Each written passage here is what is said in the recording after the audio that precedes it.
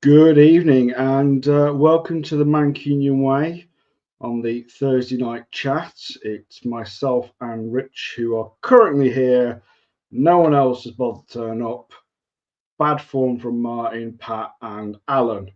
They will be getting their butts severely ripped later. Actually, Martin's got a leave pass. He's got a very good reason. Pat and Alan's sleeping, not quite so good. I think we have to say it's Tweedledee and Tweedledum today. Both on fine form though. So looking forward to quite a lot to talk about today. Indeed, we do, Rich. I'm just going to say this now. Everyone in the chat, thank you very much for your comments. Really some brilliant comments in there. I will try and keep up with the chat where I can, but in all honesty, I am no Martin, so bear with me, please. But yeah, Rich, we've got an interesting kind of discussion for tonight. Obviously, there's the topic that's in the headline there of the youth and how we're going to play them. And that's a bit of Martin's agenda that I think I'm going to let him explain a little bit more. Because he really wants to get into it. So we'll hopefully wait for when Martin does come on and we'll have a chat about that. We'll briefly go over a bit of Monaco. We'll also kind of talk about the Brentford game, and we're going to start off with starting 11 when everybody's fit. Who's Pep's starting 11 basically? Because I think that's quite interesting to look at, because at the moment we've got a number of players out injured. And we've also got some slight worries with some players with their injury concerns. So I think that is really quite a tasty kind of one to get us into. But yeah, anyway, Rich, let's just how you doing? You all right? Not too bad, not too bad. Yeah, I mean, I think probably first thing to very quickly talk through is Monaco. But we've done a post-match show. I know you and I haven't, but I think we were chatting about that beforehand, and I found it, I just found it a bit like a pre-season friendly. If I'm honest, I watched the game. As all games in Monaco, it's a tiny crowd. There's not much noise. People are probably drinking their Dom Perignon and counting how much tax they've saved that week, and so it had that air almost like of a pre-season friendly.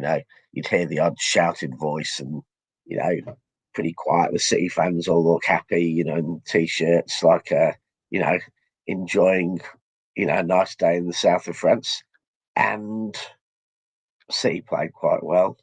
I think it was they scored one exceptional goal. There was a controversial decision in that. I don't think that was a penalty in a million years. I know you can see how it was given, but I think that's a penalty for Nicolas Gonzalez, a gender merchants. It's not really a penalty. He got the ball. He didn't touch the player. The player was on his blind side, and I look at that and think, well, Haaland scored a goal in much similar way. It could have been the person behind him. How did he know he's not going to be dangerous putting his foot high? And unless the rule says you can't put your foot above waist high, it's not a penalty. But I kind of think it might do us good, because I just thought we were we played a bit like a pre-season friendly, played very well. We were miles the better team. We created chances, but we didn't seem that desperate. We didn't seem to be worried at 2-1. We just seemed to think, oh, we'll cruise through this, get another goal, it'll be 2-1. And I felt like that a bit after Burnley's goal for about 20 minutes on Saturday. Yeah, Saturday, I felt that we just, I don't know, got the lead, felt like we'd keep it, and didn't feel like we had to work that hard. And Burnley scored, and then we switched the switch, made some substitutions and changed. So, but at the end of it, because it felt like a pre-season friendly, and because no one can dislike Monaco particularly, and because it's the second game of 8 and it was away from home, it was like, pretty blasé about it. But I do think Spanish refs shouldn't be allowed to referee Pep, because I do think every time we have a Spanish ref, we get some absolutely stupid decision, or a referee that says he doesn't know the offside rule, or so. But will it have any consequences? I doubt it. We've kept the unbeaten run going. Doesn't look like there's any injuries, so on we go. Not going to give it any more thoughts or worries, really. Yeah, no, I mean, I kind of was on the south on this morning. Daps invited me on, which is very kind of him. Thanks, Daps. And I said, in the great scheme of things, like you said, Rich, a draw away to Monaco isn't the end of the world, because we're still in that position where we're not in the playoffs. We're in that last 16. Okay, we're at the bottom of that last 16, but in all honesty, the games we've got in front of us, I don't see them being a massive issue going forward in the Champions League. For me, the more important game is Brentford, because if we win at Brentford, you've got Liverpool playing Chelsea at the weekend. If Liverpool to continue their bad run, and that puts us within a couple of points at the top of the league. So, that for me right now is where we need to be kind of putting our concentration. I said, I sadly didn't get back until second half of the game when it kicked off due to working. So, but I've been able to kind of watch back a bit of it, and I think in the first half we were the better team. We had more chances. Obviously, Haaland's 2 goals, absolutely brilliant.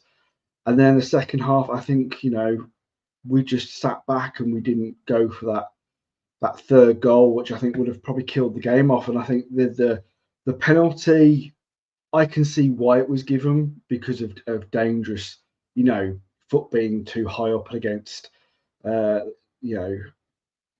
can see why, because in the Champions League, we know.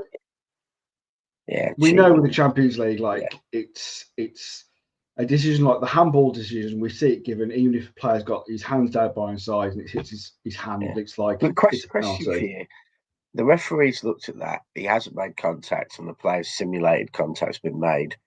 Why isn't even if he deems it dangerous, why isn't Dyer getting booked or sent off? Because I think one of the things that I think also didn't help is what happened after.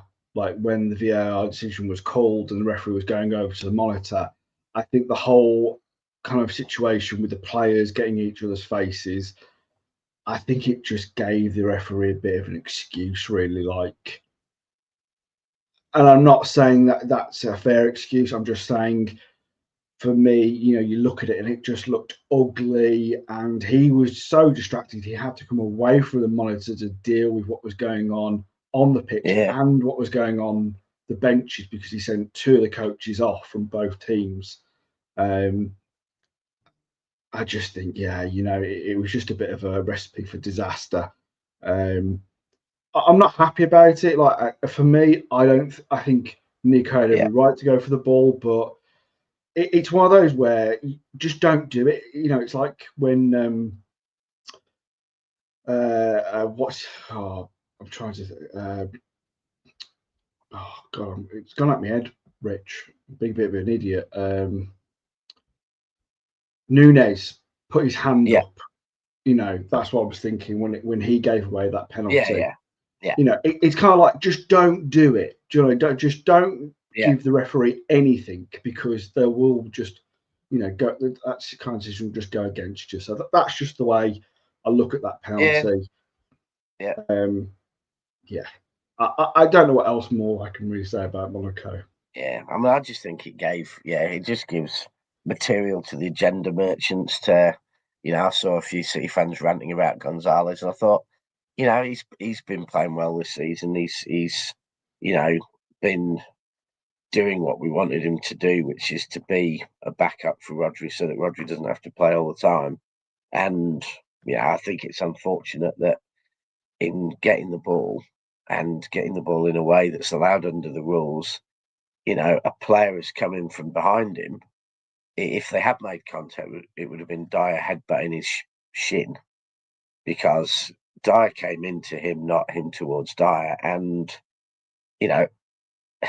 if that's a penalty, then it's because you've raised your foot in the box. But that then says that Haaland's goal shouldn't have been allowed, because Haaland's foot was just as high when he scored the goal. Yeah, but I think it's if you're going to stop he didn't have contact with a player. I think that's probably why Haaland, if you want to take that kind of view, Rich, I think it's that a player wasn't in the way. He was nowhere near a player. Do you know what I mean? So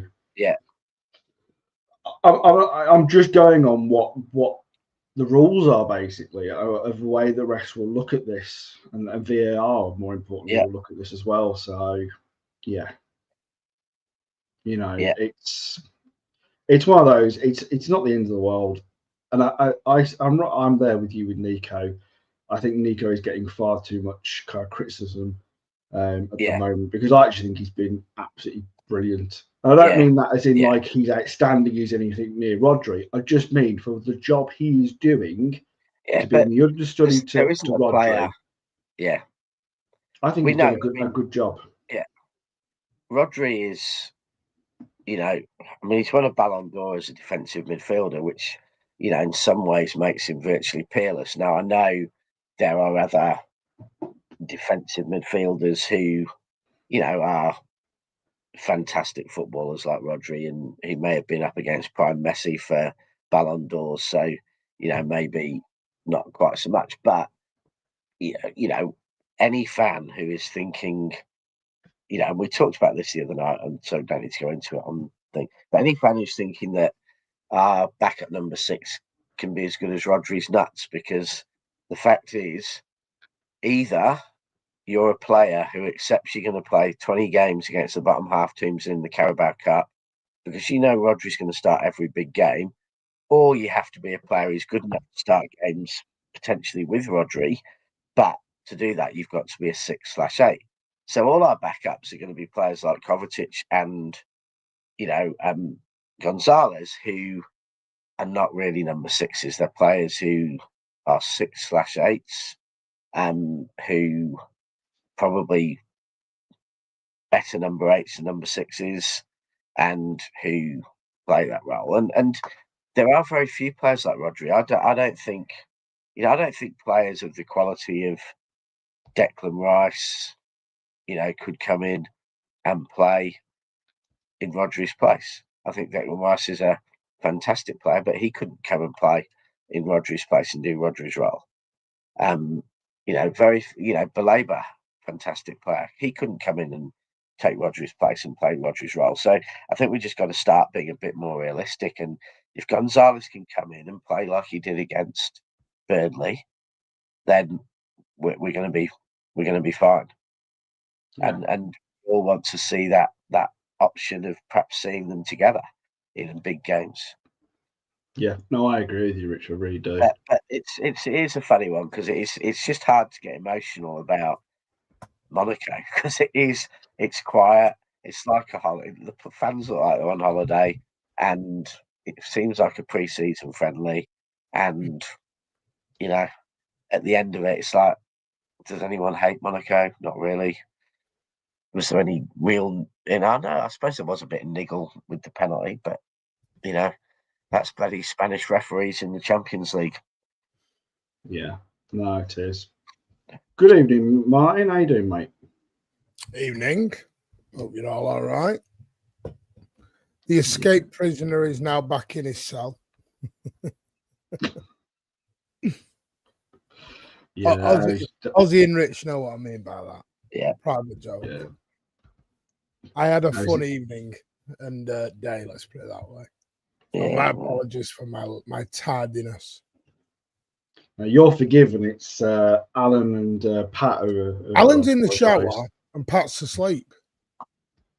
Still asleep. Yeah. And Alan, well, let's be honest, I don't think any of us need to see that live stream. No, it's on his OnlyFans. If you go across now, Alan OnlyFans is probably showing it as we speak. More than likely, Rich. More than likely. The worrying thing is in the world we live in, Alan OnlyFans would probably have subscribers.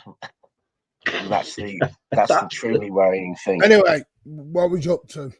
And we've kind of done Monaco. We were going to talk about, I guess the kids and Forrest got beat.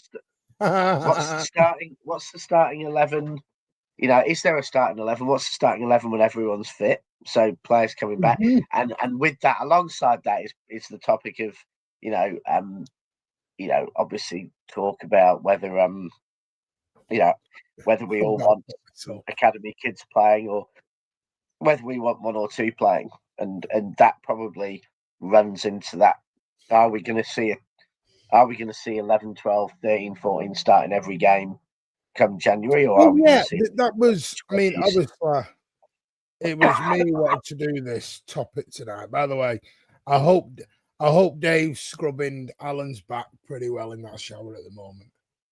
But anyway, I'm going nowhere near that.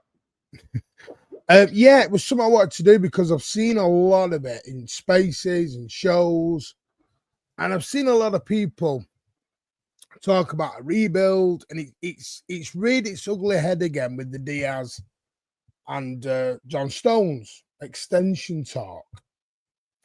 Everyone wants to go back to sort of, I won't say everyone, take that back.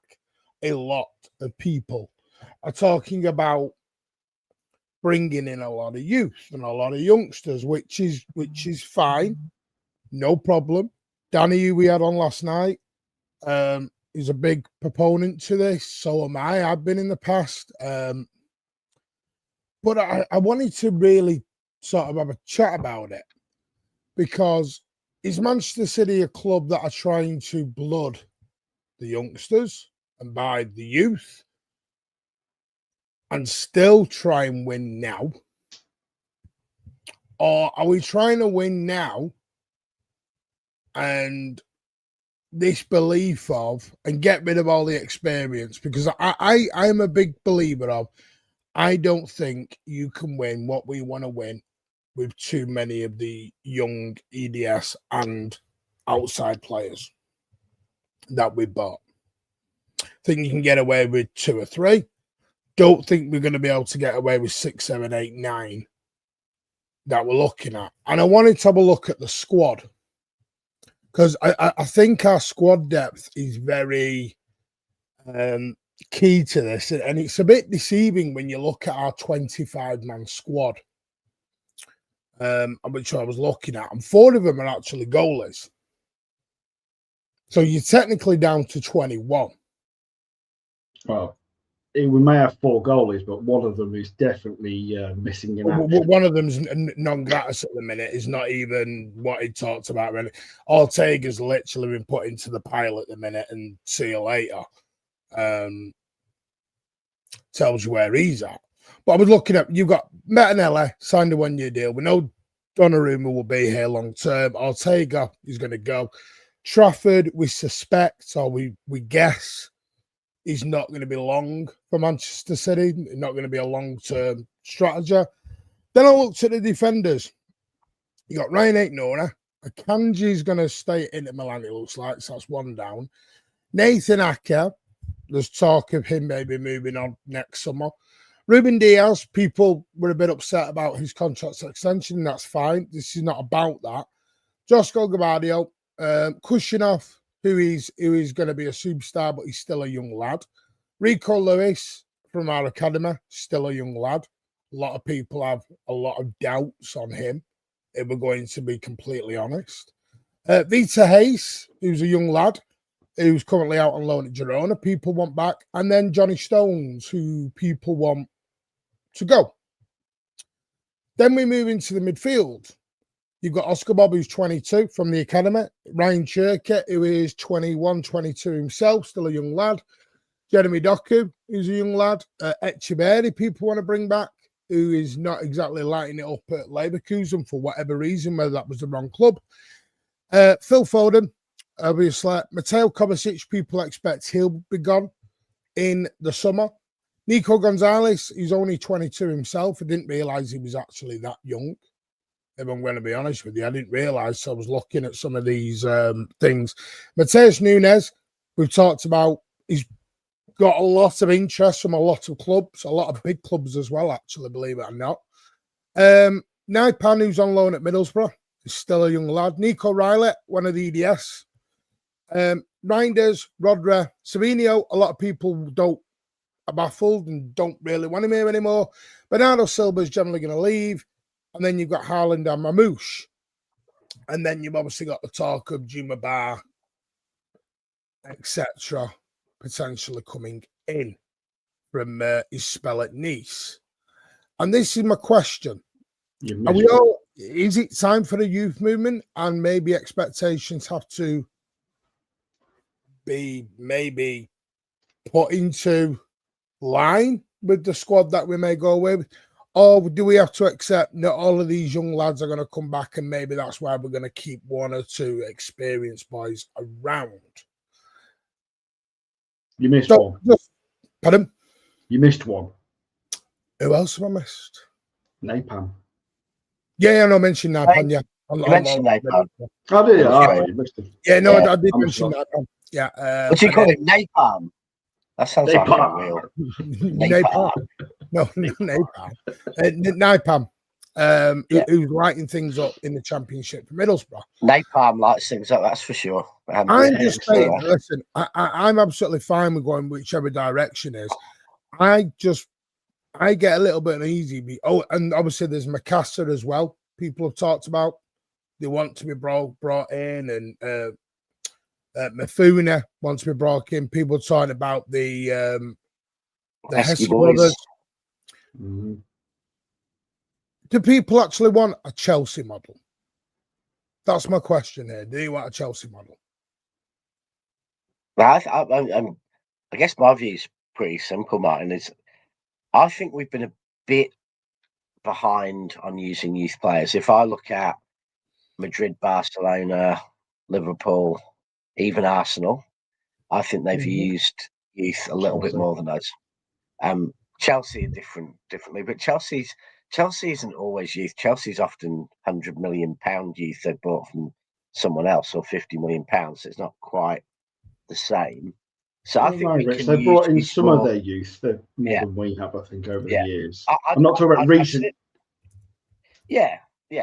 But I don't think at the moment, I don't think we need to use youth more than we are. I think we are using it far more than we have for years. I think the very fact this season we've seen games where 5 academy players have started in the Premier League. I think at Huddersfield there was 8 players used in that game. I know that's the cup. We've seen youth players, you pretty much 2 have been starting nearly every game, it seems. So to me, I think we're doing well this season. And I think with youth, I think where you go too far, it does hurt. And Madrid do it alongside their top, they'll do it alongside 7 or 8 top players. You'll see it at, it's not like Liverpool in the past. I think they're moving away from it this season. And in the past, when they played youth players or Arsenal, they were playing them alongside their top players. I just think at times we've used 27-year-old players who signed for 40 million who aren't doing that well ahead of youth when we could have gone youth. But do we need to get rid of our most senior players? Absolutely not. There is as big a danger of having no wise heads, as you've seen from Chelsea in so many games in the last couple of years. There's as big a danger in that as having too many old players. You've got to get the balance right, and you need your Bernardos and your Diazes and your Stones to allow your Cousinovs and your Cherkis and your kids to come through. You learn to be a great footballer by watching the players around you, learning from players who are older and wiser. And when times are tough on the football pitch, Pep said it about last season. The player who pulled us through last season was Bernardo. When the game was getting tough on the pitch, on training or anything, it was a player like Bernardo. And I think, to be fair, I think Kovacic, if not as vocal, I think, did a fair bit last season on that. So we need that, and we need the mix. And so, when I see a player like, and we know Bernardo's probably going to go, I think next summer we need to keep some of those players because we need that to bring the youth through.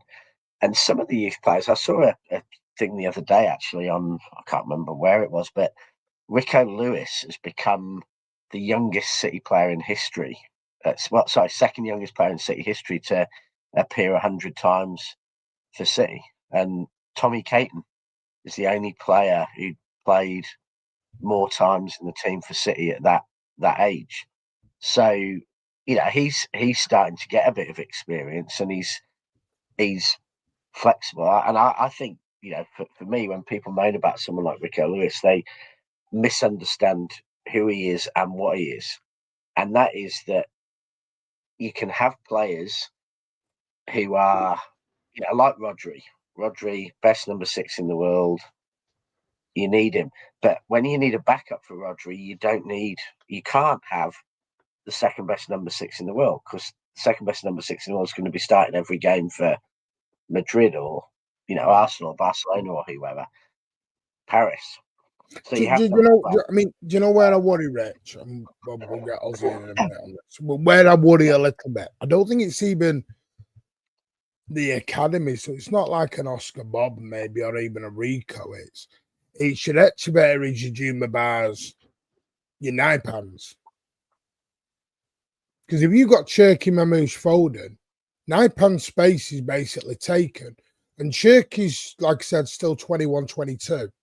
So he's got a good 5, 6 I think years. Naipan might be more behind Reinders. The more I see about him, it's more like he's a 10/8 who's more an 8, I think. Yeah, but that's what I mean. So you got Reinders, Foden can be an 8. You've got Cherk. My point is, you've already got a lot of players in that. We might. It's quite possible Kovacic and Bernardo go, and if they go, you have got a fair bit of space. And to be honest, I'm not worried about it, because Naipan is either going to set the Championship alight and show he's ready to come.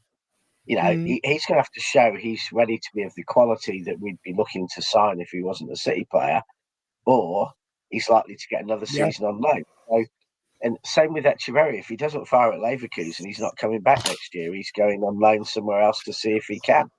By the way, we're only bringing him back if they nail it. Yeah. 10 memberships again gifted. Sir, you are a legend, scholar, and a saint. Big up for your continued support. Are you in tomorrow, by the way, Foggy? I'm going to email you because I do need to get this thing over to your house. Good evening, Alan. How are you? Hope you're well.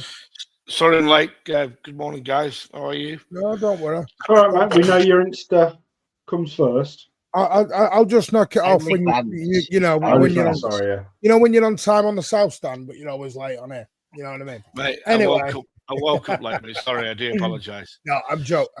We can have a laugh, Alan. We have a bit of banter. I know. I think when it comes to me, Aussie, is people are saying, you know, Stones, etc., can all go, but are we getting rid of too much experience? Because technically, if you think about the back line next season, you're going to end up with your Nico Riley ain't nobody be your left backs.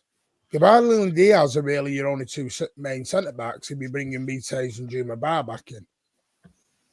And one injury, we are down to a youthful back line then. Yeah, but the thing is, I personally think that. Sorry, mate. I personally think that you need to. He must have changed his name. Yeah, sorry. You need to keep. You need to keep a certain amount of experience in your team to be able to handle situations. Now, Stones is coming towards the end of his career. We know that. Like KDB well last year. Stones may get another year, but you need to have experience around because you can't have all kids. Now, you can say PSG, you know. That's generally that everyone goes to. Everyone's I know thing is PSG and Barcelona are doing it. Yeah. So, yeah, that's right. But Barcelona have a 44-year-old centre forward for their game still. I mean, you couldn't get much.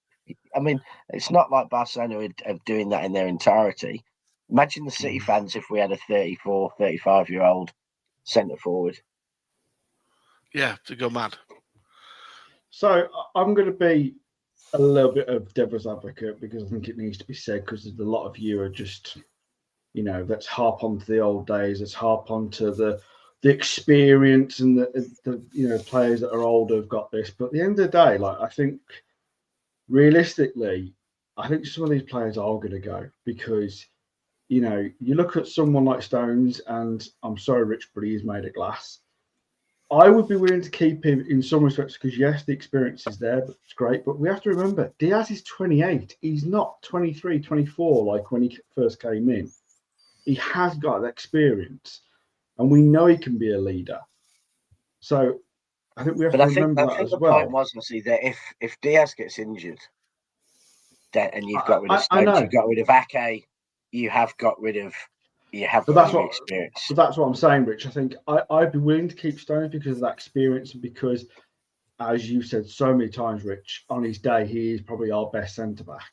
Do you know what I mean? But it means Ake probably does have to go realistically if we're going to be bringing in like Kuzunov as a more regular centre-back, Juma Bar, you know, Reese.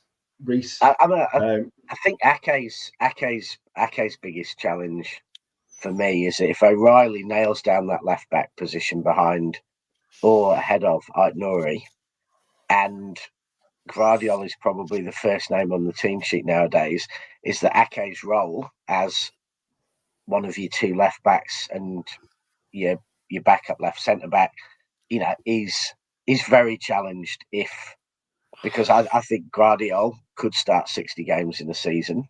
You know, he probably did last season. And O'Reilly is starting to look like a really good left back. And when that happens, then, you know, for Ake's sake, in terms of him wanting to play, and for City's sake in terms of, you know, the money we spend, that becomes, you know, slightly more problematic. I think Stones is in a slightly easier position at the moment because, you know, I think he's more likely to start right centre back than Ake is left centre back, and he's more likely to be needed at fullback. Yeah, and you know, if he's only going to play 1 in 2, 1 in 3 games, his ceiling's higher than Ake. But you know, Ake to me, it's more about Gvardiol and O'Reilly and their form making it really hard for him. And we've got to remember both Ake and Stones are homegrown. So to get rid of 2 homegrown defenders next year isn't necessarily going to allow you to have any more of, the other players in, because Rice Bar, all those other players are going to be overseas players. So getting rid of Ake and Stones doesn't actually make it any easier to get any of these other players in. We'd have to get some English players to replace. They can't go on forever, can they, Rich? That's the thing. That's but what I mean, look at. I'm fairly, I'm John Stones' biggest fan, but I think no. I believe I've been told that when he retires, he's coming living next door to you, so you can see him every day. Imagine if he came down. Imagine if he came down and played in Australia. I'd have to be flying down to, Melbourne City every week. I think it's fairly easy. I think if Stone stays, he has to take a pay cut. I think, and he has to stay on the knowledge that he's only going to get offered a 1-year deal as well. There will only be a 1 year. It'll be a 1-year deal. It'll probably be 30-40% less than he's on today, with an understanding. And do you think it'll be knowing he is and I hate saying this because I hate players having this knowledge in their head, because I don't think any player should be okay with being a rotational backup utility player. I'll call them utility players, so it sounds a bit nicer than saying you're a backup. I'll call him a utility player.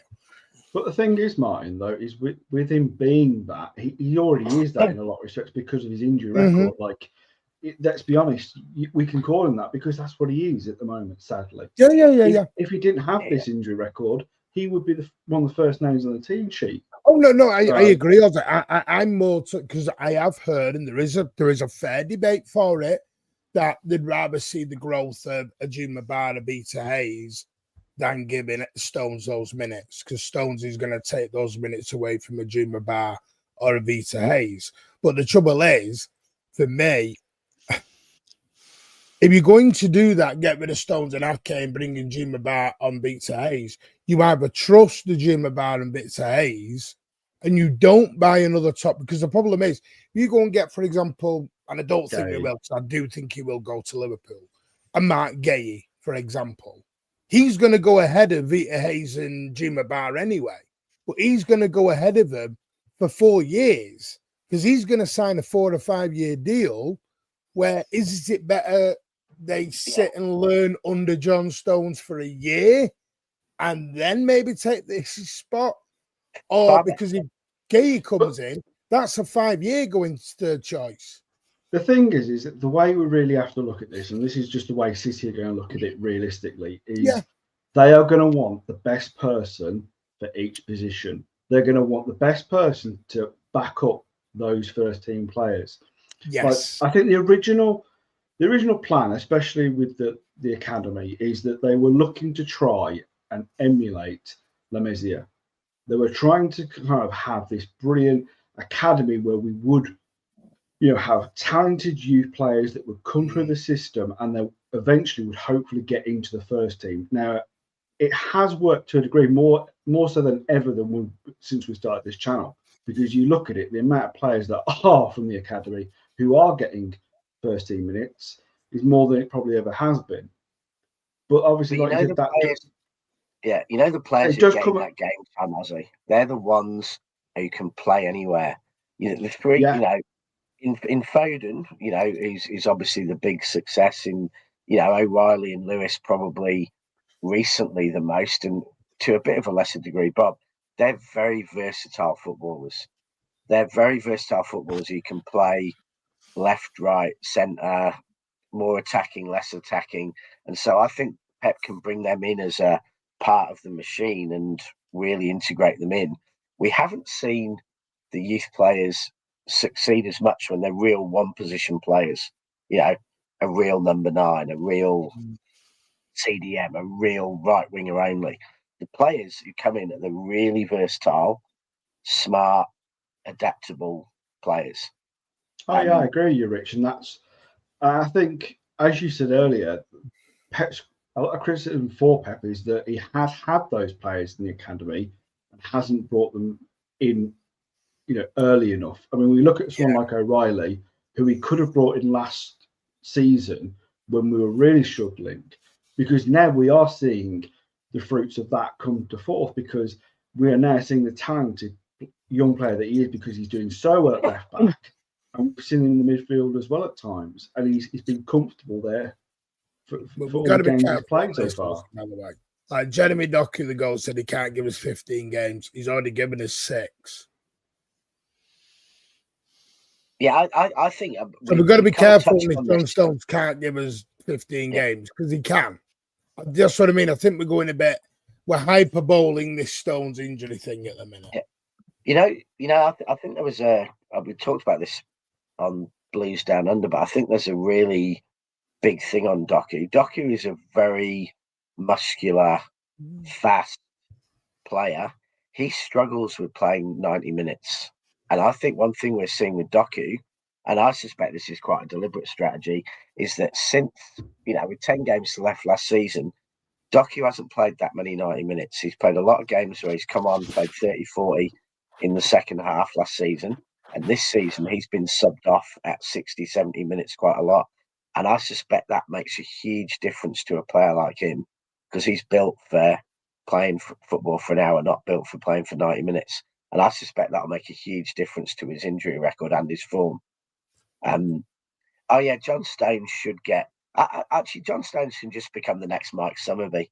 He just becomes an ambassador for the club. Oh, the club ambassador. Yeah, he puts on his cagoule and his his bunny outfit and just goes out. Yeah, goes out to the pubs to talk to City players. Well, it's not just. By the way, Ozzy, there's Echeverri. We just said Echeverri in Naipan. I've got Cherky Mamouche and Foden sat in front of him.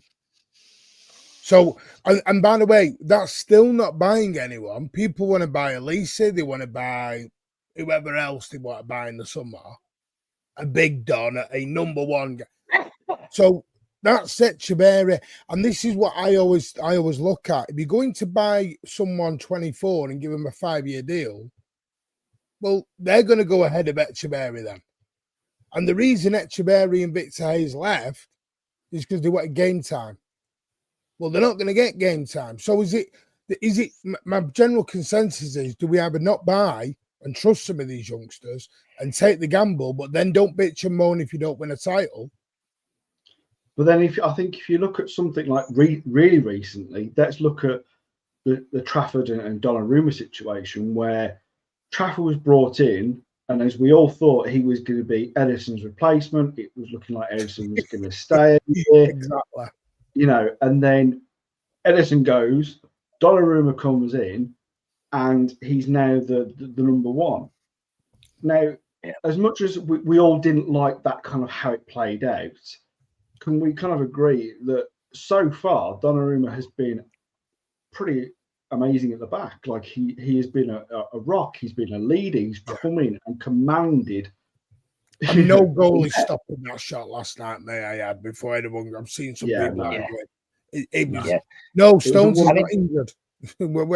Where's this? What I mean, he's not injured. Where's this? He's injured again.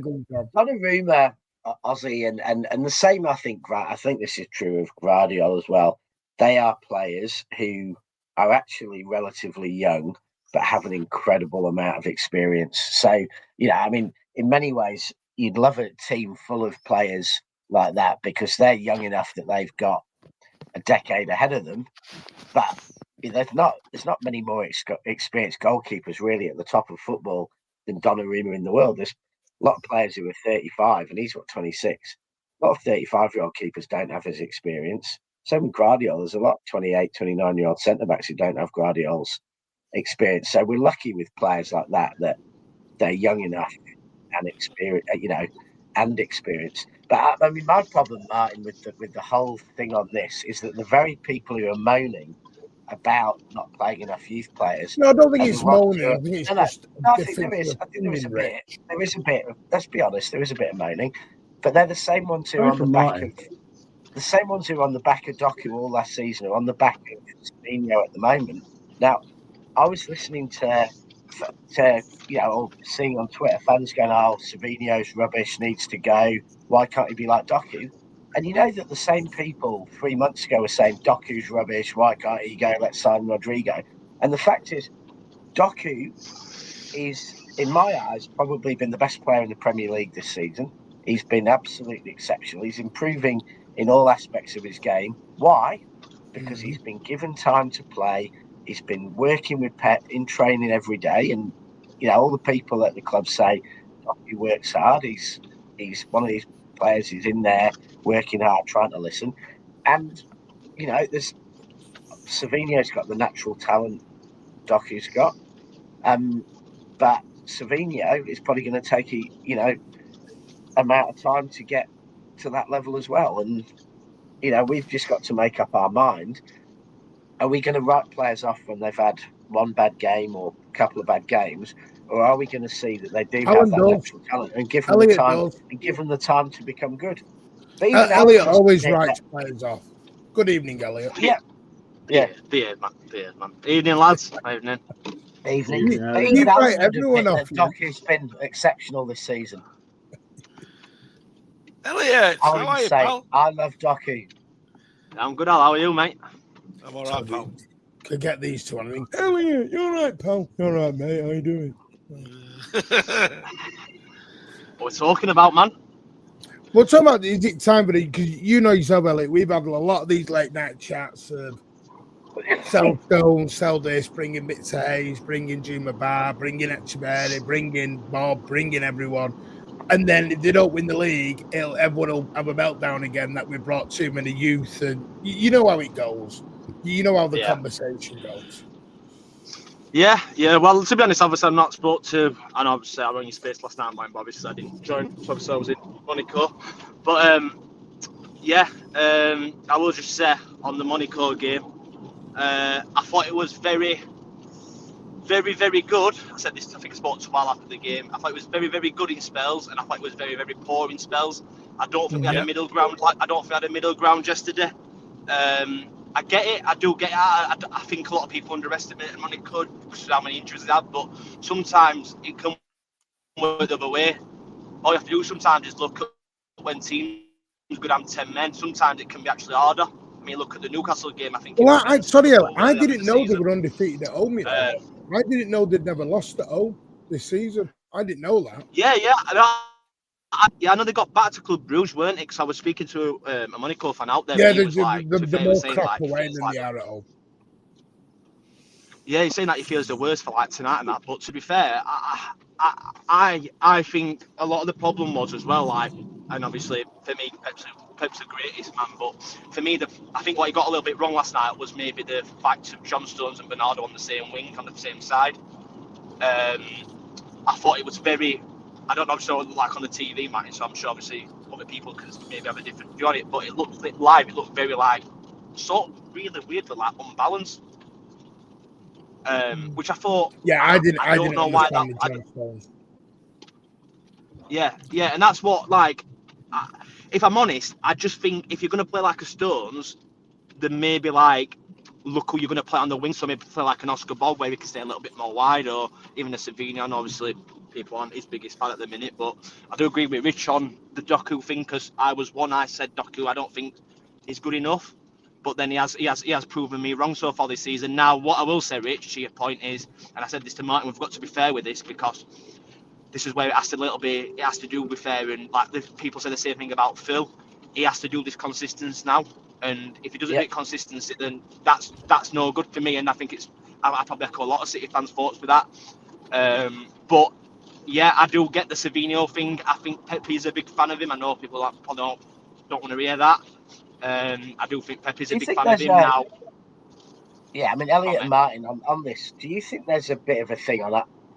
It's the right versus the left on City this season. After Burnley, all the complaints were on the right. And that was, Nunes and Savinho. Monaco, all the complaints on the right. It's Stones and Bernardo. Do you think that what it really comes down to is that actually Diaz and O'Reilly have probably played 2/3 of this season together on the left? Obviously, Art Nori played a bit. and we started my niche in one of the games. But they've played quite a bit together and started to play a bit together last season. Whereas on the right, we don't know. In the morning, before a game, on the right, is it going to be Nunes? Is it going to be Cousinov? Is it going to be Lewis? Is it going to be Stones at right back? Right wing, is it going to be Bob? Is it going to be Savino? Is it going to be Bernardo? Is it going to be Foden? So it's almost like on the right, we're just randomly picking two players because I think Pep's trying to work out who it is he needs to play. And on the left, we're getting stability. You go back. I agree. Rich. Sorry, I'm just gonna drop. Yeah, I agree with that. Yeah. I agree with that, Rich. Yeah, I agree. Do you know another thing as well? Yeah. Do you know another thing as well, Rich? Sorry, I'll just before you go in. Yeah. Another thing as well, Rich, is what I think line midfield is the lower end. Sorry, Elliot, the line's really bad, mate. You're cutting out, mate. All due respect to the lower end side, because I think it's... Elliot, you're breaking up. We can't hear you.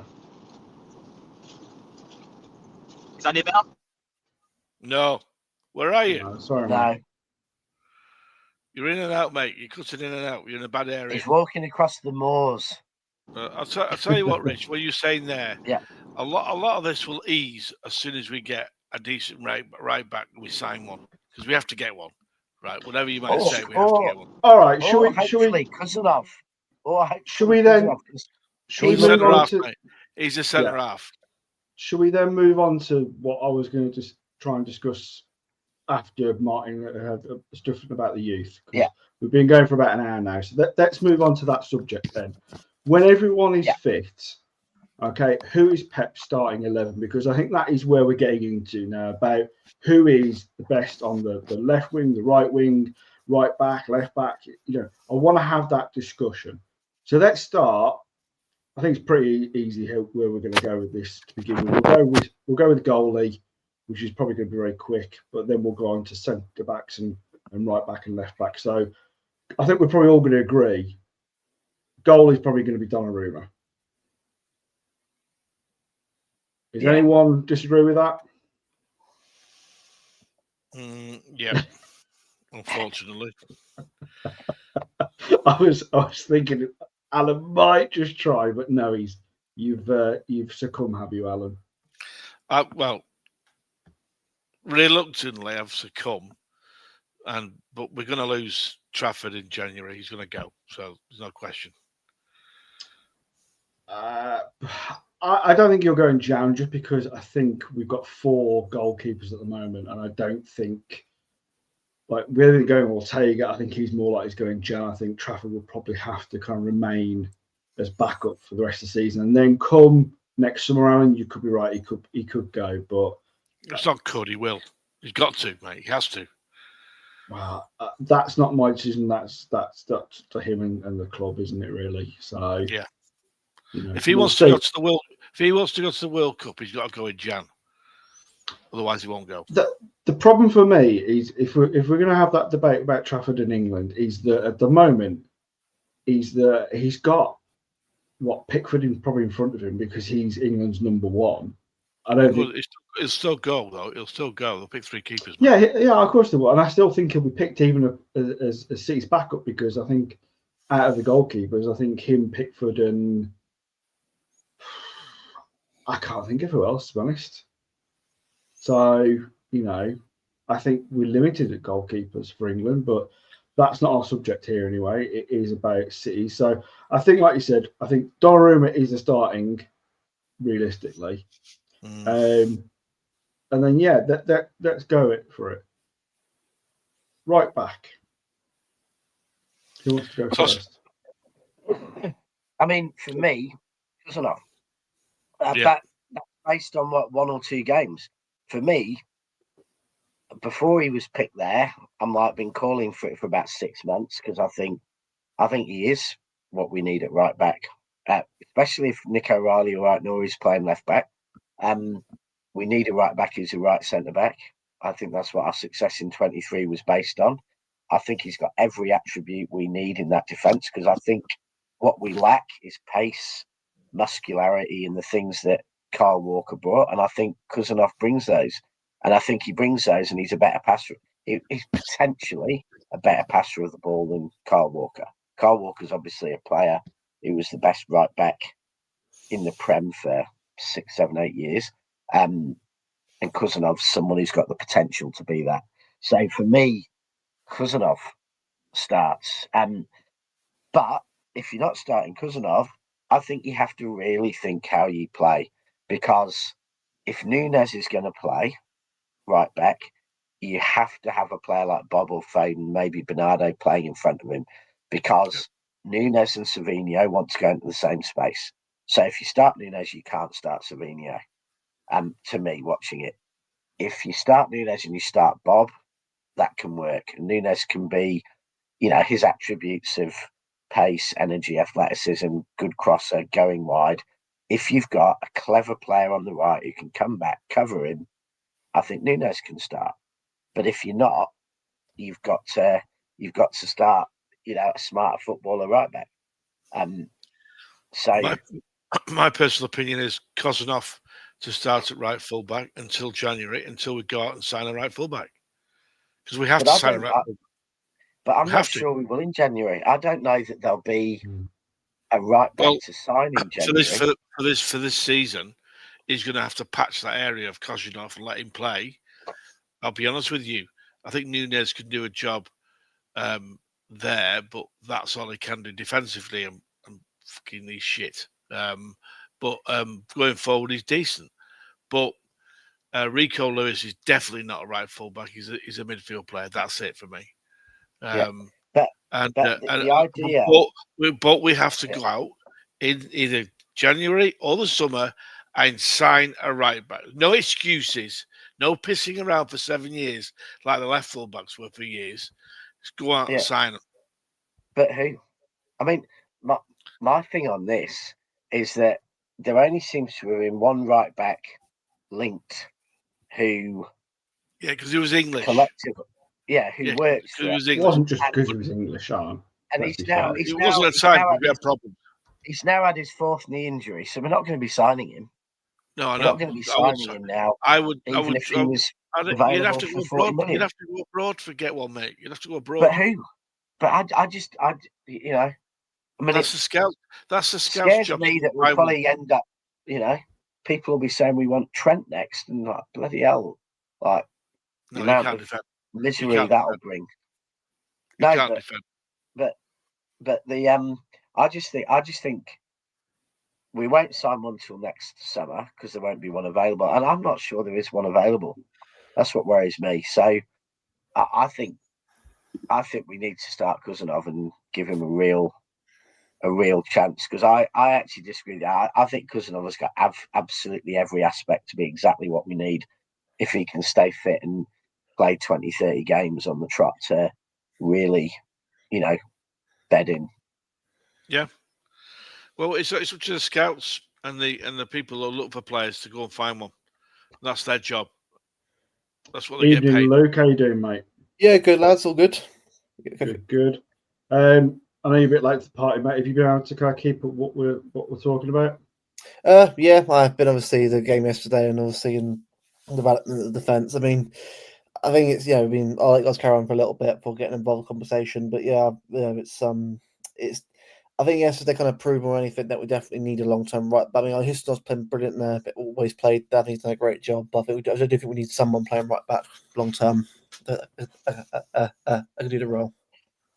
Yeah, I mean, I think when everyone's fit, and I think at the moment Kuzanov has absolutely proved himself to be that player that we can definitely rely on, because he's got the pace. He's what we've all asked for when it comes to someone like Kyle Walker who can actually get back on track. So for me, he has nailed it down. I think when Nunes has come on over the last few games, I don't actually think he's put a foot wrong since that penalty decision run against him. I think he actually has been quite solid. So far, I don't think he's right back, but at the moment you could probably say he's the number one just until Kuzanov comes back.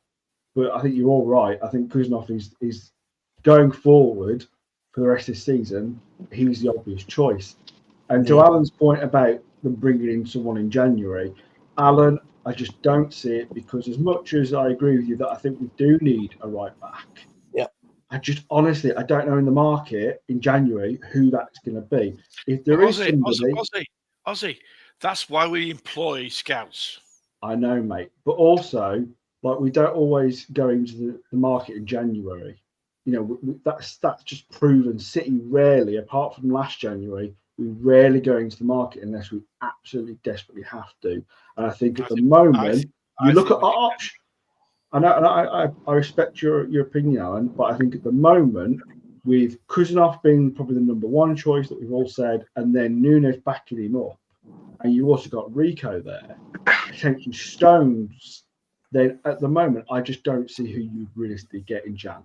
But I respect your opinion, mate.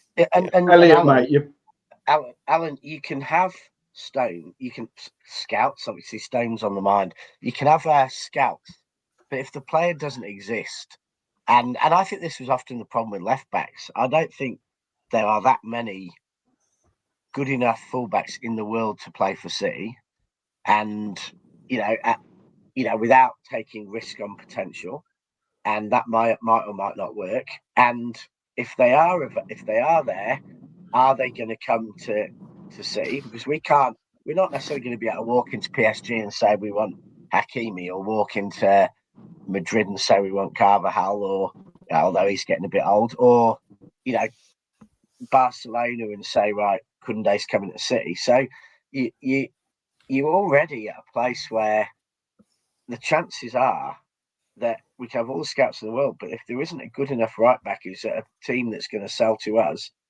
then there's nothing they can do. And I thought Livramento was one, but we're not going to touch him with a barge pole now. I mean, he's had his second.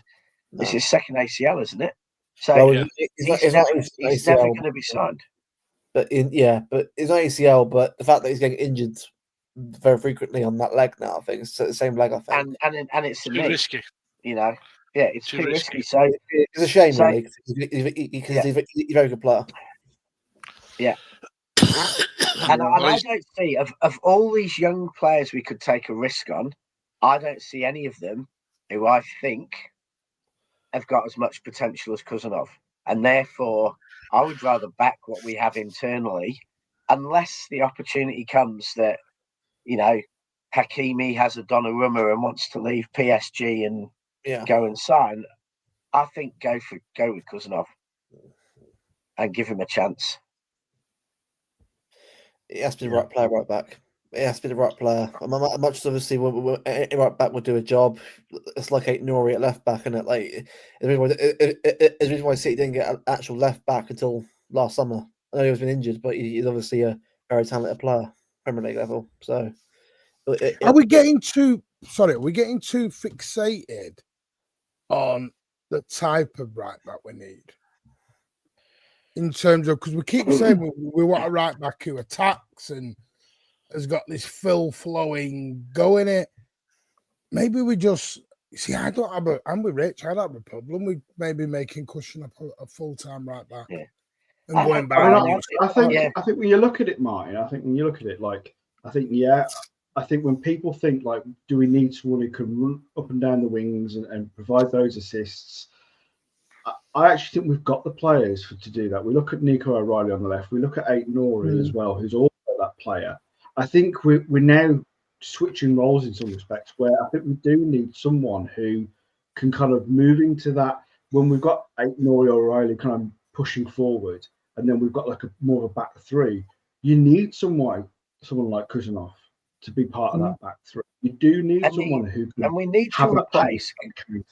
We need to replace Kyle's strengths, because his athleticism, his strength, and his pace made a big difference to the team. And that doesn't have to be your right back; it could be a centre back. But at the moment, Guardiola and Diaz. Guardiola, to be fair, they've got the strength, etc. But I think we need a right fullback who can play right centre back and has real strength and pace. And when I look at Kuznov and I look at his greatest strengths, he is quick, he is physical, he's fast, he's brave. And they were Kyle's characteristics. So for me, Kuznov playing, gives us what we need across the back four, and it also frees up the left back to be completely attacking. Because if you know that when your left back's playing right in the box of the other team, your right back's a good defender, you're stronger. Yeah. Lee Gates, by the way, has done a super chat while we've been gone. Big up, Lee. Appreciate that, mate. If Bernardo goes, to Kovacic stay for experience? Well, Kovacic is out of contract 2027. Right. Probably then. One more year then, technically, if he wants to stay. I mean, I don't think he'll probably sign into a new contract. So, can't. Yeah, big up, Lee, for that. I mean, for me, I can see both going. You see, because for me, it comes back to the bigger question, doesn't it? Is I don't see Pep building this team for somebody else. No. He's literally got the goalkeeper he has wanted. Like, wanted. Yeah. Salivated over. Wanted the guy. He's got him. And then he's going to walk out in 18 months. I do think Pep will extend. And I think some have got this. I think where some of these youth things come from and this who should we buy. I think some are thinking Pep will leave maybe in 2027.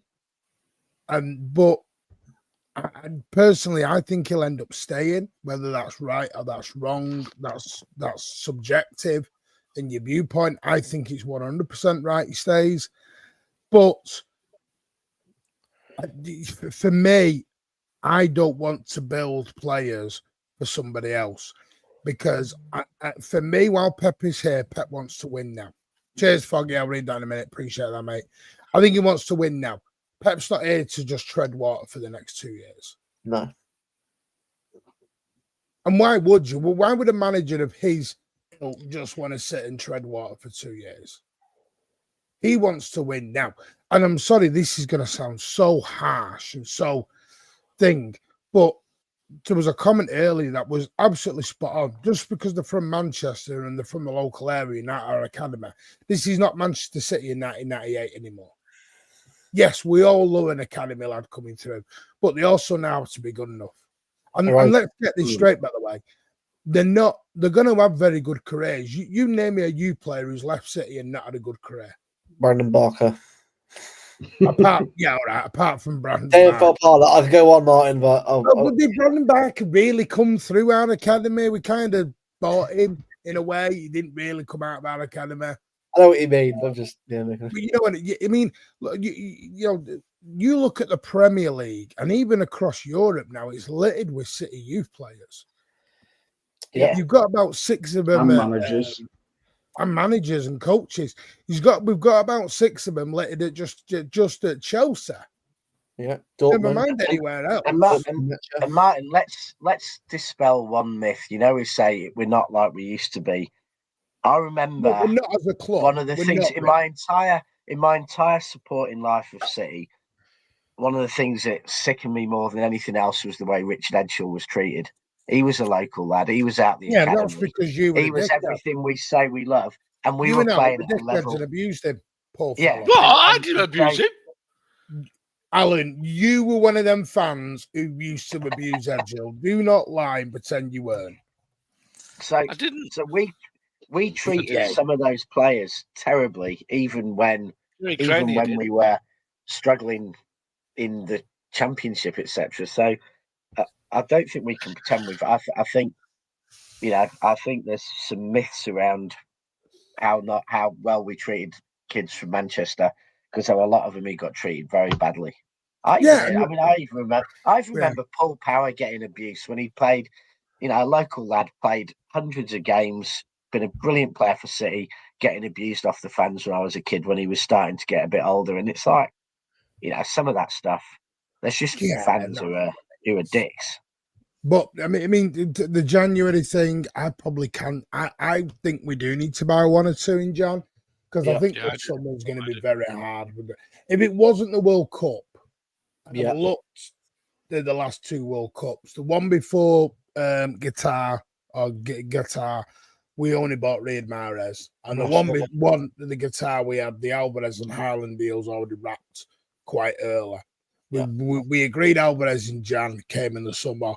we did Haaland, was it April time? Because we were one of the first April. channels to even get the Haaland deal announced, if you remember.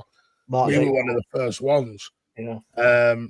And we did a lot of deals. There was only a Kanji who was like the late guy in the door, and that was because of his contract dispute that was going on at Dortmund, and they wouldn't give him the contracts he wanted. So for me, I think it would be prudent of Manchester City to maybe do a deal or two in Jan if you can. Livramento, I don't think will happen now. I do wish him a speedy recovery. I'd have loved Anderson. Thought he had a very good cameo 20 minutes last night, but sadly, he looks like he's going to be out for a while. We just seem to have been snake bit in that right back area. Every bugger we've looked at, been linked with, seems to have been going down on 6. That's what happened in left back. That happened to left back, didn't it? We had I don't know what we've done at right years back. without left back. The curse has just changed sides. It really has. Martin, are we going to wait 7 years to actually sign a right back now? But 7 years. Took 7 years to get a left back in. It's probably just going to be a repeating pattern, Alan. Let's be honest. Every 7 years we'll get a left back. Then every 7 years we'll get a right back. To be fair, we tried. We brought in Benjamin Mendy. We brought in Walker. And we were going to do what Liverpool are doing now with the Kirkers and Frimpong and have flying fullbacks. And for 5 games, it worked. And then obviously Mendy did his cruise shirts against Palace and you never saw him again. Sad bloke. It is what it is. Liverpool's fullbacks at City. I think I think most teams in the Premier League lack at fullback. I think maybe Chelsea and Arsenal are reasonably strong in fullback positions, but I wouldn't take any Liverpool. I do like that Gusto. I do like Gusto. You have to remember though, Arsenal they play centre backs now, right back and left back. Yeah, the player I love is sadly injury seems to have finished off was Reece James. I thought he could have been an absolutely phenomenal player, but it just looks like he's never gonna. But they've got good fullbacks, Chelsea and Arsenal. That's what Reece James does. Runs, and then gets injured. Pulls up was good. And he'll lie down after that. It's more exciting. We've pretty much decided that for right back it's Kuzanov. Yeah. We across then to left back as we're kind of going that way. Right now, O'Reilly. Yeah, I agree. Nori has got to earn his place back in this team. Yeah. I'm going to go Nori though because I think his ceiling is so high. Oh, he's brilliant. If I said it was raining outside, you'd say no, it was sunny. No, I agreed with you on Kuzanov. I just think Nori's ceiling's so high that he's going to. I'll be honest with you, Rich. I think technically he's a better footballer than O'Reilly. Yeah. I'll be honest with you now, Rich. O'Reilly's in that spot, and Nori's going to have to work bloody hard to get back in again. No, I agree with that 100. I agree with that 100%. A couple of people saying Conor Bradley, Conor Bradley. Yeah, possibly. He'll be playing for them because Frimpong can't defend, so I don't know that they'll be loaning him out in a million years. And he's probably going to be needed at centre back. Let's be honest. Run, Faris, run! He's a good player. Good player. He's a good player. I can see where Rich is coming from because I think at the end of the day, like Nori is a quality player. I think on the ball he does remind me of Mahrez. I think that's how high quality and ceiling he's got. So, but I do agree with what Luke and Martin and Alan you said that I think at the moment it is kind of O'Reilly's to lose because he has been outstanding at the moment. But it's not his natural position, fair. And I think that's fair. Yeah, but I do think you're going to have to get Nori back into that position sooner rather than later. He will play, but you've got to get him up to scratch. Do you know what I mean? You just have to.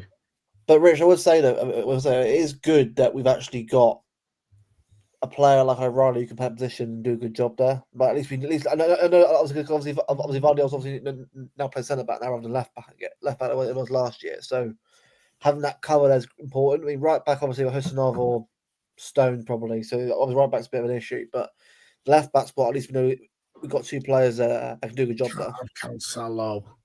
Cancelo. FIFA, I love you, mate, but no, not Cancelo. Pep will not have him back, mate. No chance. But I think the one thing is that whether we start O'Reilly or Nori, I'm happy. Either way. And honestly, I'm also happy with Guardiola and Ake as left backs. You know, really, I think they're both really good left backs. So I think suddenly we've gone from having no left back to actually having quite a few players who could start left back and we'd be happy. And now we've got the curse of the right back. And I do agree. Ew, no. Yeah. You want to leave us, man. I want to go back the rim. Yeah. But I will 100% agree with you, you know, Martin, Luke, Alan, you know, that, you know, even if I think Nori's got the highest ceiling and is the long-term bet, you've got to earn your place back and you've got to get fully fit. Yeah. Rich, what did you say? You don't drop. What do you mean? You sounded quite good then, and then you've gone back to sounding like you're in a bottom of a Vimto bottle. I don't. No idea. I just moved nearer the screen with animation and excitement about. Are you wearing an headset? Yeah, I always do. Okay, now. It's like air traffic control at the top. Yeah, I always do have one. Okay. Right, go on, Ozzy, the next one. CDM? No, we haven't done centre backs, so let's continue the back line. So Guardiola and Ruben Diaz. All right, thank you. I don't mind. Well, look, Vardiol yesterday wasn't great yesterday, but I think he's been brilliant most times he's been back in defence anyway. So one game isn't going to make him a bad player, is it? So I think he's been pretty good apart from that. So I think. Yeah. Any disagreements then with Diaz and Guardiola as centre back pairing? I'm fine with that. I'm quite tempted with Guardiola and Stones, but that it, you know, he's Stones what is this for? But we're doing our best 11, and Rich has put Stones in it. Even I can't be that biased. When everyone's fit, Elliot. Yeah, you said when everyone's fit. Fit John Stones. I know it might not happen, but fit John Stones is better than a fit Ruben Diaz. But anyway. I think the problem for you, Rich, is that because he is so injury prone and we do need to have a constant back two for that centre back pairing, I think that's why I'm going to have to rule him out. I don't mind him. Don't mind that Bowie from. He's decent. Yeah, he's decent. Elliot, mate, you've just come back, so I'm going to let you have the floor. We've done pretty much the back four. What's your back four? And I'm guessing you're also going to have Donnarumma in net. Yes. O'Reilly left back. You said one fully fit? Everyone fully fit. And that's why we're having this debate tonight. When everyone's back and fully fit, especially hopefully after international break, I want to kind of get everyone starting 11. Big up, Dash. Are we classing like they're at the best as well, or are we just we not? Are we just going after what they're on at them? No, everyone's back at the best. Right, so I'll go O'Reilly, Guardiola, Stones, Kusanov. Oh wow! So you're going to go along with Rich? Fair enough. Yeah, I just feel like Stones, when he's fit and he's on it, I feel like he's that good. He can make that much of a difference. But obviously, I know we're all a bit with what happened obviously yesterday and stuff, and his injuries, problems. I get that, but yeah, I think fully fit John Stones going into midfield. Yeah, I'd be on with that. Yeah, no, he's not. No, I don't think anyone can argue against that. Like I said to Rich, I think for me, it's just having that back pairing going forward without worrying that Stones is going to have that. I'd argue it, Ozzy. Sorry, I'd argue it all day. Ruben Diaz as a centre back for me over Stones, And there's an argument there, and that's why we've got Rich and Elliot on. Can I ask you a question? Can I ask you a question then, Martin, on that? Just to challenge you a little bit. Don't worry, I'm not gonna start ranting at you, or you start going off. You're gonna buy another 15 players. No, I'm not gonna do that. But if you're going off the best form, do you think where does Stones? So just say Guardiola, Ake, Stones, and Diaz. Where do you think Diaz has been? All at the best in the last 3 years. Where do you think Diaz has been in that list? Because I probably put him more towards bottom. Because if you look at the Nathan Ake of the treble season, I know he was a left back, but him as an actual defender. Do you not think? And I agree with you when Diaz first come in. I think it was the second season he come in. Well, the first. The one where he won player of the year. Yeah, I think he was outstanding that season. But I don't think he might never do. But I don't think he's ever come close to hitting that sort of high. Whereas I think Stones and Ake's been more recent, if I'm honest. I think it's more the style for me, Elliot. If we were playing the ball out from the back like we had been doing, then I'd say John Stones. Right. Fair enough. Yeah. I actually, the one thing I take slight issue with, I don't think anyone's giving Stones enough credit, is I think when Stones is fitting on the ball, he's a better defender. I think he's better in the air. He's better at, getting the blocking. I think Stones is an exceptional defender. Better in the air than Diaz. No, I disagree with that. Yeah. I think he's an exceptional player when he's fit as a defender. I think the reality is, though, that even if I say I want Stones in every week, even if he's fully fit, we're only going to play him in half the games. Yeah. Because we know we're not going to risk him 3 times in a week. So, but that wasn't the question, Rich. Yeah. Can I say mine? Can I say mine? Because I've not had a chance to say mine. The question was, if everyone is fully fit. And at their best, and at their best, Al. And at their best. There's no question in my eyes. John Stones is first on that list, right? And then it's who plays with John Stones. And if you're looking at that scenario, you go John Stones, and it's Guardiola or Diaz. Yeah, and I'm just throwing a spanner. Can I throw a spanner in the works? Go on.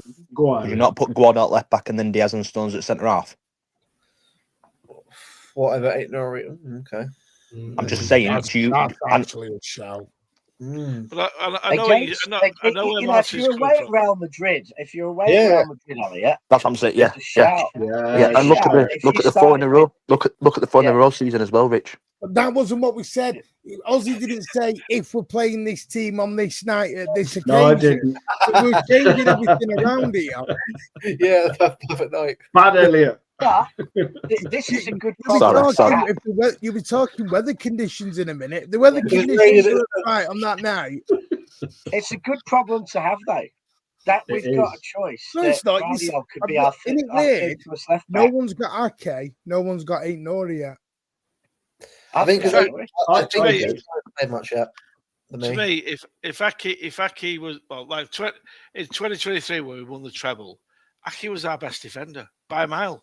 Yeah, I know. I agree with you, Rich, Alan. But I think Ake. People talk about Diaz and that losing a yard of pace. I think Ake's lack of or loss of pace has gone so under the radar at the minute. Yeah, he's not so how old is Diaz? 28. 28. I don't think he's lost a yard of pace at all. I think Kyle Walker covered him big time. He did. That's right, and that's fair. But that's what I'm saying. So I'm going to be honest. I think Diaz has been hit with recency bias because he's had a lot. I mean, for God's sake, I had someone tell me last night because he's getting married, it's affected him. Jesus Christ. It's a scapegoat. At the end of the day, right? Just put us in the picture. He is a scapegoat. Do you know what I had the other day, Alan? What does Bernardo Silva offer this team? What are we doing? You know my opinion on Bernardo. Depends what position that mine. Who's getting married? People are slamming Bernardo for G&A. He's never been a G&A guy. Yeah, it has been. No. You're slamming Bernardo for something he's never been. I get Foden, sure, but Foden's doing it recently. Yeah. Foden gets normally 20 G&A. Bernardo averages about 6 G&A a season. Because Bernardo, we used to say it on Man City Van TV with me and Alan. Me and Alan, you say he's the donkey work. He's the guy who literally is the donkey. Before I got the grunt work. Yeah. Sorry. Before I got cut off earlier, I've just come back to me then what I was trying to say, but obviously I got cut off. But the what I was trying to say, when we're on about Bernardo, I do not mind Bernardo again on the right wing against certain opposition. I don't think he can play on the right wing full time against your likes of all due respect, Leeds, Burnley. Who else is it? Like Fulham. I don't think. I get the big. The wing yet. Yeah. That's what I was saying. Yeah, that's what I was saying though about him in midfield though earlier. I was trying to say I prefer midfield against the lower end teams than I do on the wing. Yeah. But obviously, I don't think we need to do CDM, Ozzy, unless someone's going to be a total knob and put. I said Nico G. Gonzalez. Gundogan. I'll go Gundogan. Bring in Phillips. Calvin, yeah. Bring in Rich. Bring in Gary Meggs. I like that part. Stoke City on a Tuesday night at the Victoria Ground. Yeah. I was there when Uwe scored and we got beat 2-1. Alec, did you say who your left back was? I can't remember. Sorry. A lot's happened since then. I did say O'Reilly, but then I think I might have to put Guardiola there. Okay. Yeah, I'm going to change it. Elliot's changed my mind to that back line. I'll tell you. He was the best left back in the Premier League. All right. Kusanov, Guardiola, Diaz, and Stones. Yeah, everybody's happy now. We've all got one of our own in there. All right, Martin. So we will come on to CDM then, mate. You can have that debate. What debate? What debate are we having? Calvin Phillips. Of course it's Rodra. Jesus. Oh, I can't believe you said Phillips. What's wrong with you, Ryan? Clips. Big up, Foggy. I'll speak to you tomorrow, mate. Big up. I'll speak to you. I'll be about 11:30, mate. Yeah, it's got to be Rodra. We're being realistically. Yeah. Go on then. So, Martin, you're going Rodri. Rich? Yeah. Alan? Gary Megson. Don't bother. I really don't. Thank you. Okay. Do you know what? I always preferred Neil McNabb to him. It's not an all time City 11. With these dinosaurs, it's got to be Rodri. It can't be anybody else. Oh, thanks for that array of knowledge there, Alan. Thank you, Martin. It's Rodri. Let's be real. It's Rodri. Yeah. Look, I'm not. We should have moved on to somewhere. We should have gone to. I know. What is this? Why I bothered asking? I really don't. But I'm going to do it because Elliot, you're last. Elliot. Yeah. Next question. Yeah. What are we doing here? Okay. Let's have the debate then. Who's joining Rodri in the midfield? Ooh. Who do you want to go first? I think we'll go around the room. Rich? Okay. Is this an 8, by the way? Is this an 8 or? Yeah, presumably this is the 8. 2 8s, 10 if you think you can slip it in there. But yeah. Rich, I need your prediction. I'm going to go medium term, and this is slightly speculative on Reinders, because I think Reinders looks like he's got everything you need from a number 8. I don't think if we're playing tomorrow in the biggest game, maybe not, but I think he needs time. You know, I don't subscribe to the view that you can sign players, they can start playing and hit world class form day one. Reinders looks like he's got what we need. Let's give him the time. Who's joining him as well, Rich? Because I think we can do the other midfielder as well. I'm gonna go Phil. I think Phil's my first name on the team sheet at the moment, and I like him in the middle. So it's Phil, and you know that's going to mean some good players miss out. But yeah, no, I suppose those are my two. So I'm going to quickly move on to Alan. Where are you at, mate? Phil and Reinders. Yeah. Yeah, same with me as well, by the way, if want to do me. I don't know, Martin. Probably going to do something different because that's Martin. Yeah, it is. Bernardo. We'll get to him last then. So we've got Elliot. Luke? Yeah, I can't put Shirky in this because, again, he played like 80 minutes. So until I see him play over that period. You can put him if you want, mate. It's up to you. Sure. I want to see him at least 10 games before I put him in teams like this. So I'm going to go the rest of the chat. Grinders and Foden. That's what I'm going with. Okay. And Martin, let's hear it. Come on. See, you said on form. I didn't say on form. You said when everyone's fit and everyone's on form. Yeah. I am. You gotta. It is Rodri and Foden, but I am split between Bernardo and Reinders on form. I can't just chuck 10 years, 9 years in the bin of what he's done. Can I ask you a question, though, Martin? And that's, I'm not trying to be edgy, by the way. Who do you think has more, I'm going to say, potential from when they joined at the time? Do you think it's going to be Reinders? Is in a Pep team, by the way? I'm on about, not obviously New England. Has had more hype. Are you talking about Monaco Bernardo? Yeah, we're talking Monaco Bernardo. I'm not.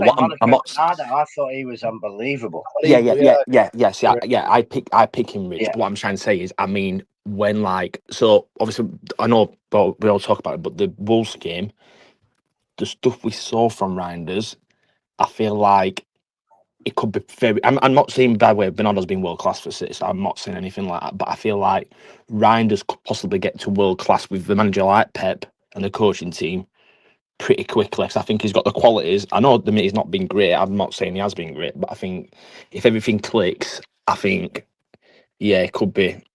I think it could be frightening, if I'm honest. And I'm not saying Bernardo that way. I think Bernardo's one of the best, if not the best signing ever under Pep, and that's probably a big shout. But that's what I would say. Do you know where I agree with you, Elliot? In the respects of that, he is more of the Gundo replacement. Yes. I'm not talking Billy bullshit then, after all. No, I agree with the Bernardo. I'm not against the Bernardo thing, Martin, what you're saying, but I just think I'm with it. I think we've always said, a Kev replacement, David Silva replacement. We've never ever said a Gundogan replacement, yet it was probably one of the best, including Bernardo, best ever signing under Pep. Yeah, because I look at the KDB replacement, I just think Foden. Phil, yeah. See, that's the other thing I've chucked. All right, no, I'm going to change it. You're saying when everyone's on form, man, aren't you? I've just had it changed. Jesus. He's going to put Kovacic. No. Kovacic. No. Go on. Foden is your 8. Sure. On form, we're doing this, remember? When everyone's on form. Why has no one said Mamouche in the 10? That's a good question. Because we're all going to get to the front line and realise we've left someone out. Left or right, Martin. I'm already. Hang on. I'm thinking as a floater 10. Foden is the advanced 8 and Mamouche is the floating 10 who can go right and left. Because we're playing narrow anyway now. We're not actually going wide, are we? I think. Martin, I think if we're playing Guardiola left back and Kuzanov right back, then maybe that's a good call. Because I think if you're playing that defense, you can afford to have a much more attacking 8. Yeah, I'm doing that. That's mine. So that isn't a bad shout. I can't. Mamouche was a revelation last season. I can't ignore that. No, of course not. No. Okay. Fair enough. The question is, and this will be interesting. The question is, could you have Foden and Cherky and then have Mamouche and Doku? Well, that's something Pep's got to work out. Pep's going to work that one out, Rich. I don't know how he's going to do it, but good luck. And then this is my point earlier on. Then we want to try and add Echeverri and Oscar Bob into this mix with an iPad. Yeah. Good luck. Someone's not staying here long term, and you know it's not. Everyone's saying the way the team's going, I think you get left with.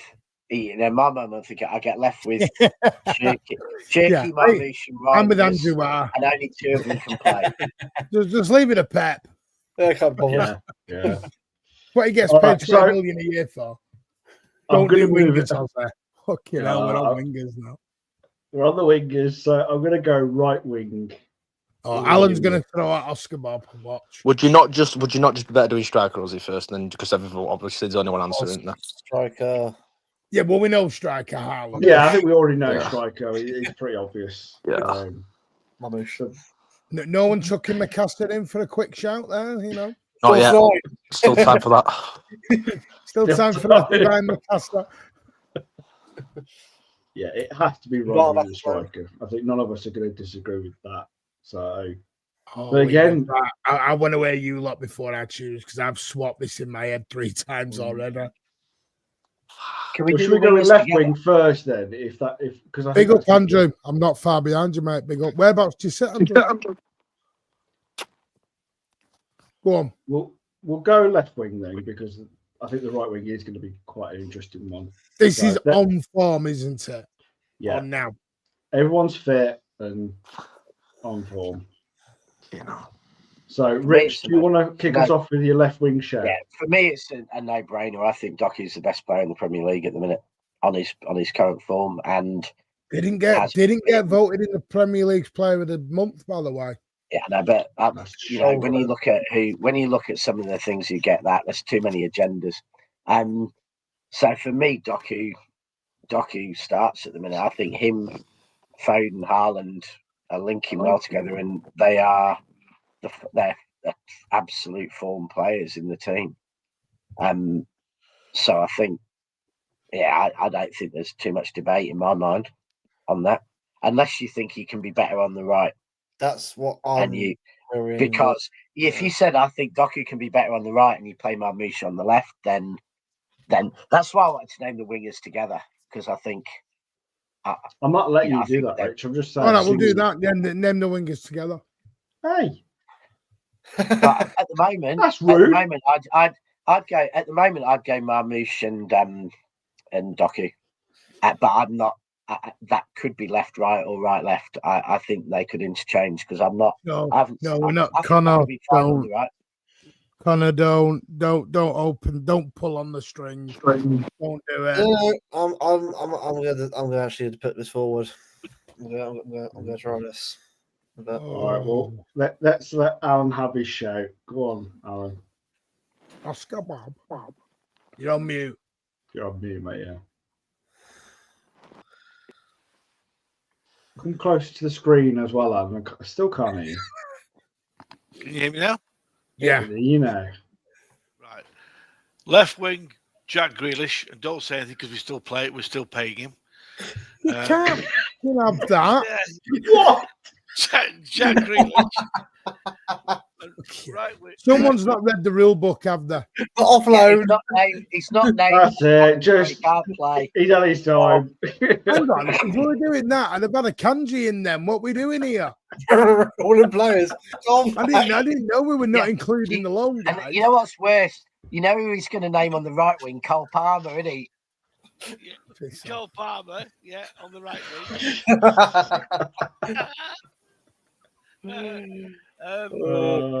Come on, Alan. Right wing, I'd pick Oscar Bob. You are correct, Martin, without any doubt. He's by far the best fucking right-sided player in the club, right? You need glasses. Left-sided player. Go on. Name the left winger from the academy.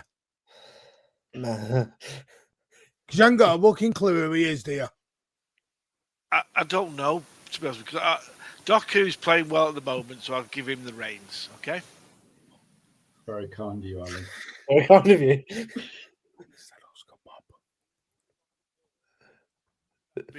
I think he's got mute again. Right. I don't know where. Alan. I think Elliot's up in the hills somewhere. Must be. Alan, can you sort your mic out, mate? It's awful. I'm getting a lot of feedback there. Luke. Right. Okay. Can you hear me now? Yeah. Yes. That's better. Genuine question here, right? How has Doku played on the right before? Has it been bad or good? Yeah, good. Right. Now, I know on how it is right now. I'm going to go and I'm going to stick with this. I'm going to go Savinho left, Doku right. Okay. Now the reason, the reason being is not because I think Marmoush is brilliant. I think I can't do it. You've upset Martin. Luke, what? Are you doing? Said on form. All right. On form, then I'll probably go Doku left and Weather. But I'm trying to put forward a case. No, you know, don't let him change your mind, Luke. No, I'm only having a bit of banter. Go on, Luke. No, what it is, right? I get the criticism of being, I do it. If it doesn't improve, then of course, it is what it is. But I just think he plays best football on the left rather than the right. Yeah, he does. I agree. Now, again, I know he started off poorly, apart from the goal at Huddersfield, but it's Huddersfield. I'm not going to sit here and celebrate that too much. But at the end of the day, right, we need to see him play consistently on the left to see how he does this season. Because I think last season, that West Ham game and the Leicester game, he was obviously getting those assists and goals. And for some reason, after them games, he's on the right again. I don't know why Pep changed that at that point. I'm not saying you can't rotate a team. I just think that I would like to see, just for a few games, Savio left, Doku right. If it doesn't work, then of course we'll go back to what was working before. But I just want to see that at some point this season. Thanks for telling us what your missus is doing, Martin. I meant to put that in the private chat. I'm just thinking, is it a bit of you've gone missing for 2-3 minutes? Is it 2 puffs and an hour before she goes to bed?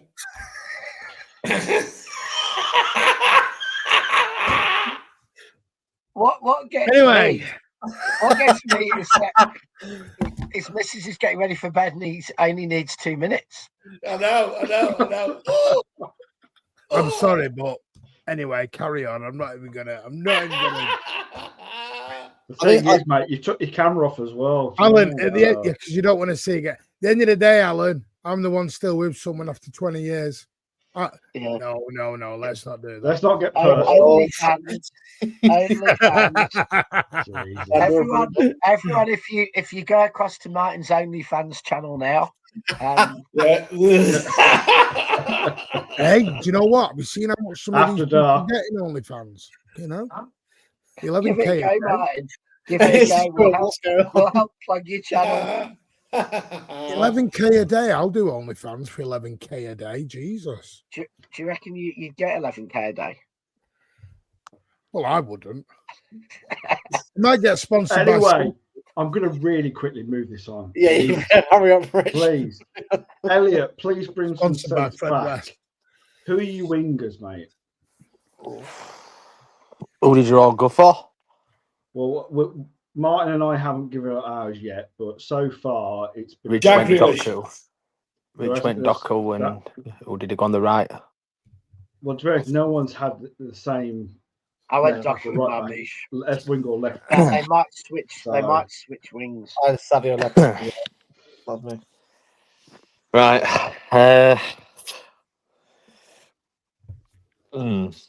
Have we got a decent right winger? This is what I'm this is where I'm at. Bob's still learning, isn't he? Bob's still learning right now. Yeah.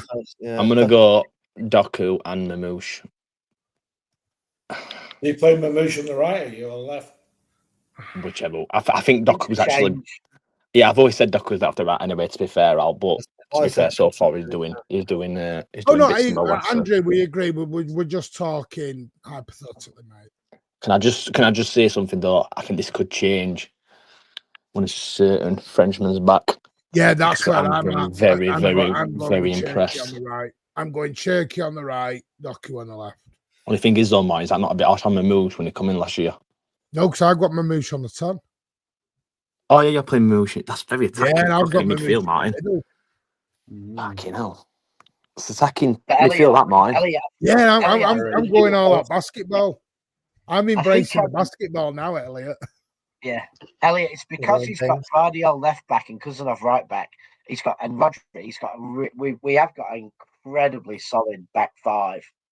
Do you know, our best 11's not looking that bad, is it? When you actually look at it on paper.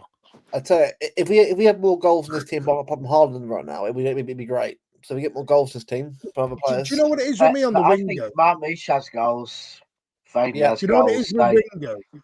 The reason when you look at that, even Haaland now, if you look at Cherky, you can play Doku left, Cherky right, Mamouche is the 10, Foden is the 8. We all know they're not staying in their actual positions during the game anyway. They're all going to float around and interchange and move. And I just think we've not had a chance to properly get that out onto the pitch properly, have we? No. Really, in full flow.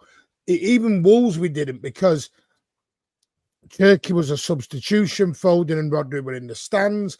We've never actually, up until this whole point of the season, 8, 9, 10 games in, including Europe, we've not actually put our best 11 out there. No. And this is why I wanted to have this discussion, because that's the thing. When everyone is fit, it is such a hard decision. It's a great squad, by the way. Already it's a good squad. Back to the original point of the youngsters, though. This is why it's so hard to get them in. Yeah, it is. Yeah, Exactly. exactly. Very Rito Hayes, Shimabar. Yeah. Because again, Cherky's 21. He's a kid himself. Yeah. Yeah. I mean, I agree with you, Martin. I do want to see eventually a Cherky, Haaland, and Doku. You know. Yeah, I just think that three, because it could be just absolutely phenomenal. That gets my mouth watering, and hopefully we see it at some point. Here's a question for you, though, Ozzy. Why not Marmouche, Doku, Haaland, Cherky, and Foden? Oh, you're going with the 2 10s here. Hacking. Oh, I'm not for that. You're going with the 2 10s. And again, Rich, the technical ability of those two players together, you know, Silver De Bruyne of potential. That's a great point. The trouble is, Guardiola's the most unpredictable manager in world football. FPL team. Which is why he's the most frustrating, but it's what also makes him the greatest. 100%. And they always say that a genius is on them levels between a madman and a genius. Because that's where he is. He treads that line so effortlessly. He lives and breathes football, let's be honest. It's very rare. You know what this gives us as well. He was living and breathing. I think Doku is going to play a lot of 60-minute games. I think a few of the others will play 60-minute games. I think Pep is realising that in terms of fitness the season, substitutes going to be more important. So I think in many ways, imagine in some sports where they really use the bench and they bring on the A team off the bench. Imagine when we do that up front, you could actually at the moment, start with Cherky, Doku, and Haaland, and you could suddenly bring on the likes of Bob, Marmouche, potentially Foden if he's not started, and bring on 2 or 3 subs. And imagine what it'd be like as a defence if you've been up against world-class players and 3 world-class players come on and replace them. So I think we can see that maybe, I said to Ozzy before on air, I don't think it's going to be a starting 11. I think it's going to be a starting 15. And I think that when Pep in the century season, whatever, when he's really been at his best, he's had 15 or so players and he's just rotated that 15, 16 round, rested players, subbed them. And so I think if you're not in the starting 11 on a particular game, if you're in that chosen 4 or 5 outside, you'll be fine. But I do think there's going to be some players who are, in that 17, 18 on the list, who will be the ones where, there'll be a little bit of unhappiness. Yeah, Rich, I've always said what I've always wanted. I've said this for so many years since being on the channel, is that I've always wanted a bench that is able to challenge the first 11. I always want every first player on that pitch worried that there's someone on that bench that wants their place. That's what I want. Correct. Well, this is what Elliot's been preaching. That's why Elliot spent 500 million the other night. And that's you're playing Foden and he's not having his game, and you can bring Cherky on. You put in players' values up, mate. Elliot bought Walton and the Labour the other night. He was dropping 250 on just 2. Well, it looks like 2 midfielders are going to believe in. Mate, then why not? It looks like 2 midfielders are going to believe in mine. So yeah, Gundogan, Kovacic, and Bernardo. Oh, he's here. He's here. Are you out of A&E now? Are you out of hospital now, mate? I hope you're all right, Briggs, in all seriousness, but as a joke, mate, there's only you can go to bloody Monte Carlo and end up in bloody hospital, pal. But I hope you're all right, and I'm glad there was nothing serious. Big up, Briggs. I hope you had a great time, apart from obvious what happened. Are you back? Is he back? Is everyone back home now? I'm guessing, Elliot, by the way. I don't know, mate. I think someone's still out there, but I don't know. I think I was about to say I heard one or two were making a couple of days out of it. Did you get over the in Monte Carlo? No. Shocking behaviour, man. I bet you found that one hard. Shocking behaviour. Martin, because we've only got like very short time. Brentford. Should we go to Brentford? Yay. Just want to post this out, Ozzy, because I know a lot of people think Brentford's our bogey team. Yeah. Yeah. In the last 10, we've only lost 2, you know. I know. We've won 7, lost 2, drawn 1. It's a 2-1 loss, 1 loss, isn't it? So Brentford aren't this big bogey team everyone believes. I think there's a difference between tough game and bogey team. Yeah, I think, where say Burnley, we seem to beat 5-1, 6-1 every time. Brentford. Yeah, well, we are Burnley's bogey team, We beat them 2-1. I just feel with Brentford, there's been a few where we've scored a few more, but we've never consistently battered them like a lot of teams that we consider to be of their ilk. Safe flight home, Briggs, mate. And I hope you're I think the thing that I still kind of wonder is their new managers, because even though he's done well so far, I just haven't seen him go up against a proper challenge just yet. Well, currently they're sitting 13th, Ozza, and they've won. They've won one game at 5 or 6. They've won one. They've actually, their run has been, they win one, they lose one, they win one, they draw one, they win one, they lose one. United 3-1, didn't they, last game? No, they drew. They drew against Villa. No, that was in the league. They've lost every second game, and we're playing them in the second game. So if you follow their pattern of form, they're due to, not win. They might draw, but the one thing good about Brentford is they beat fucking United every year. It's fucking. I think you were going to say they had 4 pubs. They had 4 pubs. Brentford should have been the old ground.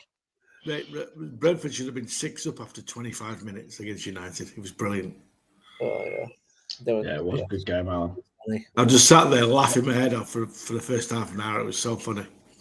They're so bad, though, aren't they, United? They're so bad. Beyond shite, mate. Yeah. Well, Ed's gone for a 2-0 win, I'm guessing. I think he said 2-0 Brentford. Did anyone change the team? Because I. Yes. Yes. Yes. Yes. Yeah, I would. Yeah. All right, then. Change the team in what aspect, apart from the right side? The right back. Yeah. No, I'm the right winger. So who's your right winger then?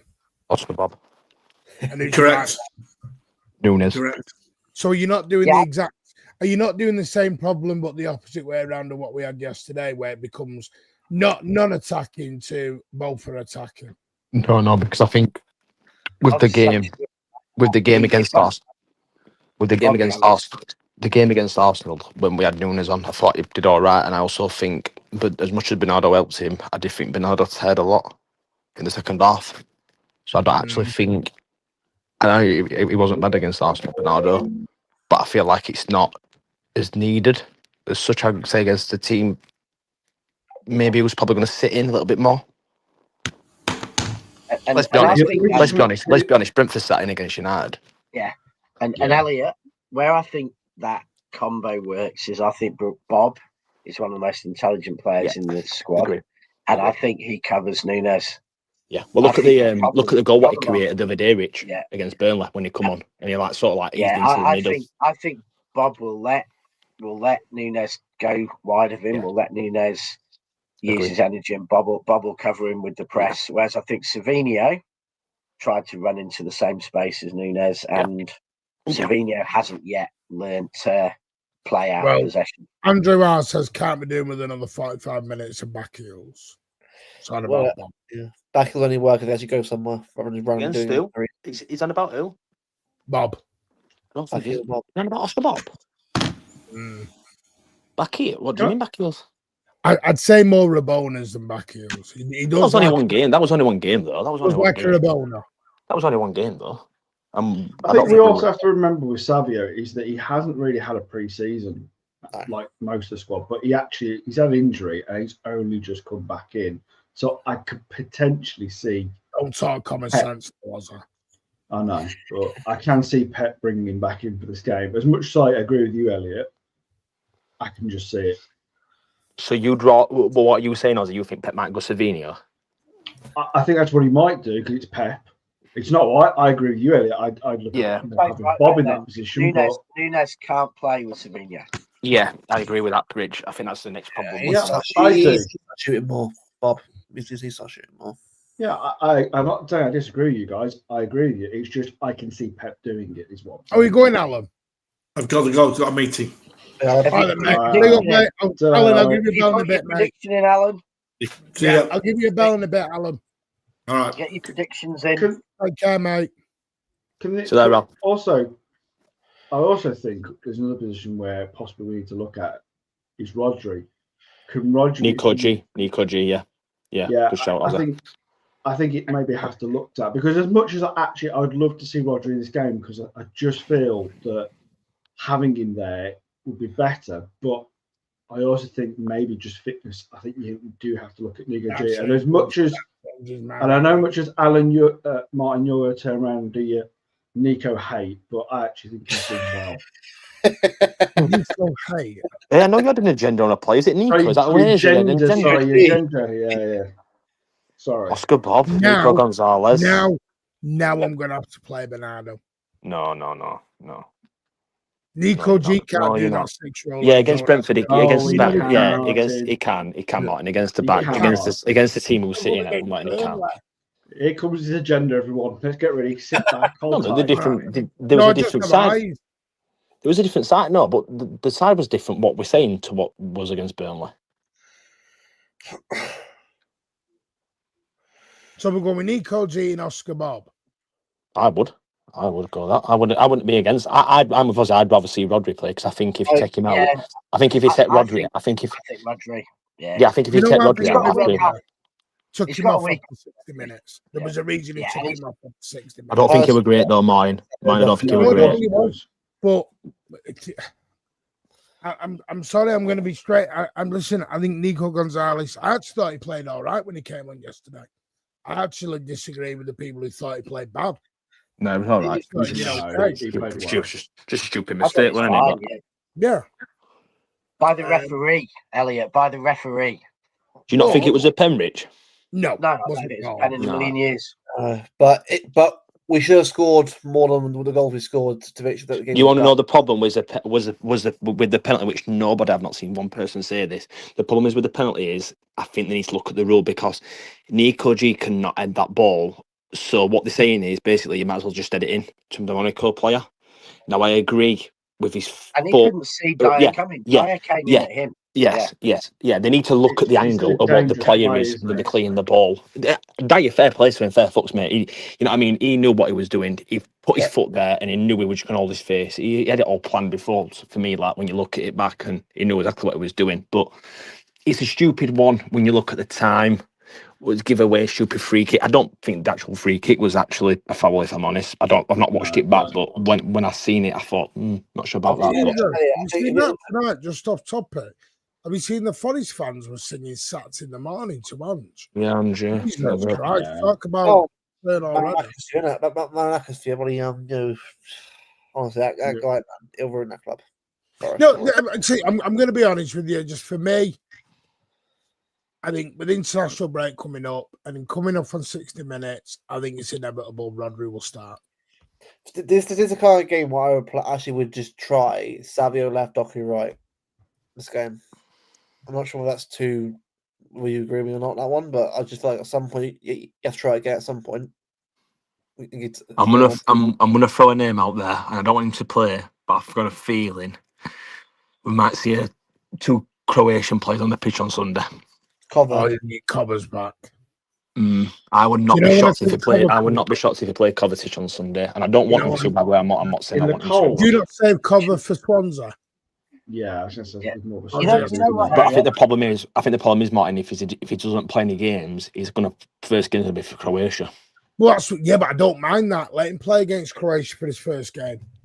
Yeah, I agree. Knowing how look, he's come back injured though, isn't he? I know, I get like- that. I get that, and I get everyone's PTSD on the Rodri thing. But you know yourself, if Rodri says he's fit, Rodri will. Now, I'm not saying Rodri plays the full 90, by the way. No, he won't. No. He won't. I think he probably needs. I'm not saying, but I think he probably needs to be honest. But I think. I think Spain will probably do that for us, whether we like it or not. So, Oh, he's there. Has Wolfie gone to it? Right. Okay. I think Cover on Sunday will be a perfect player to bring on towards the end of the game to control the game and see it out. I think our game management, especially away from home, has been a bit crap recently. So if we can try and get a player on who can sort of control the game and manage it and get us over the line with like 2 or 3-1, then I'll take it. Are you confident if we play like we did last night, we'll win?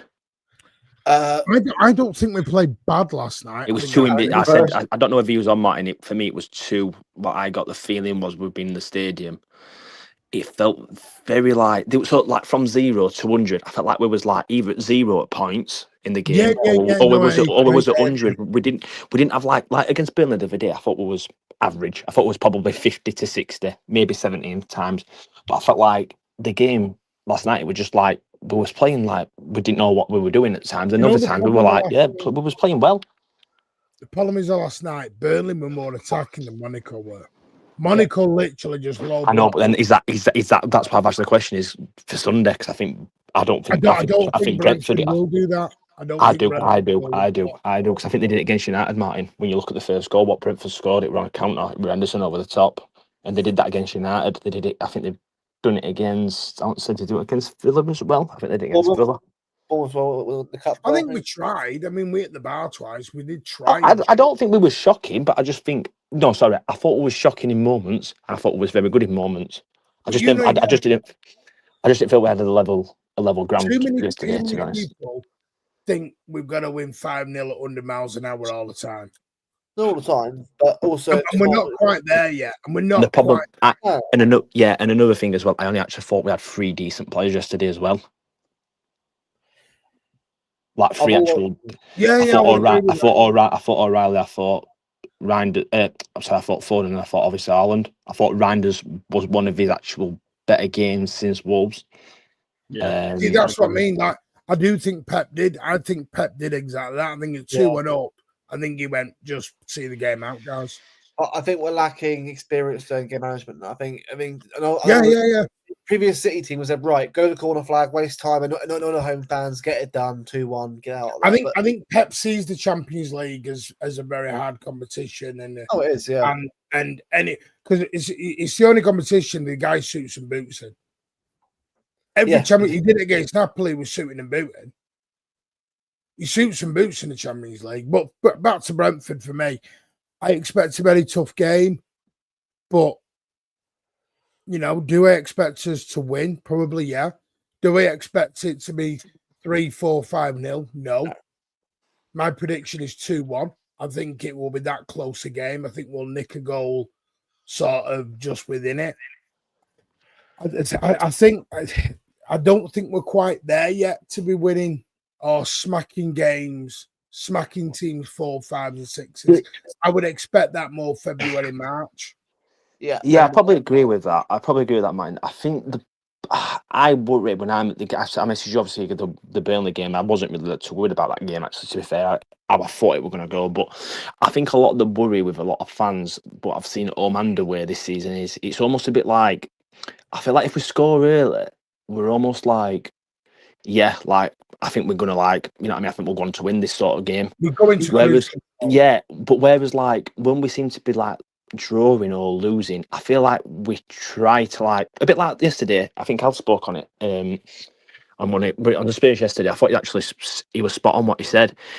When we went to 2-2, the urgency we played with, yes, it was great, but I feel like at times when we do that, we leave ourselves a little bit open, and I feel that's when that position counter on us. But I think the a big problem what we have is if it's 0-0 come 60th minute, the opposition are looking at each other, probably thinking, "Oh, we've got something in this." Whereas I think then City start panicking, and fans included, by the way. I'm not saying fans don't do this, because I think we do. We start getting a little bit like, like what we're going to do. We're going to chuck Oscar Bob on or Savinho, or bring Nunes on at right back and go a bit more attacking. I think we start maybe trying a little bit too much, and sometimes it will come off. I'm not saying it won't, but I think that's the problem. I think there's that little bit of a worry where I look at it and I think if we're not 1-0 up, I'm not saying 5-0, by the way, I'm saying 1-0, 2-1, 3-2, whichever it is at half time. I think the lads start thinking, like, is it going to be one of them days? See, that's where I disagree. I understand what Kelly's saying, but I think this is where the split is. There are some who thinks we should be going to a Monaco and sticking 4 past them and getting on our little way. And I just, people forget, I mean, I said it earlier, Monaco had not lost at home. No. Where they've got battered was away. At home, they were undefeated. Yeah. And they've got some talented players. I don't think Europe is that place where you go and smack team, unless they're really crap. Yeah. You smack someone 3 or 4. I think people underestimated Monaco last night. Yeah, they did. Yeah. The difficult thing, though, is that Which I think will also underestimate Brentford, Rich. Yeah. I think there's a lot of going to underestimate Brentford as well. Yeah, he should. Do you know what? Not just disagreeing for the sake of it. I reckon. Oh, you're going to say we should slap them 5-0 out. No. I think we're all scared of. I think every City fan I've talked to is a bit scared of Brentford, and actually, they probably aren't as good as they were last year. They have lost some really good players. They have lost a manager. And I think we're probably more scared of Brentford than we need to be. I think we definitely underestimated Monaco. But I think a lot of City fans I've seen think it'd be hard to beat Brentford. You know, I think might be good. I think there's a belief Brentford are a bogey team because of a couple of recent. I agree with Rich. I think there's a feeling about that. Yeah. It's like we. I think. Do you not hear my point about the game, Rich? Sorry, mate. Do you not hear my point about what I've just said? I'm not about Brentford, by the way. This is for anyone, by the way. This is for Ozzy, Luke, or Martin.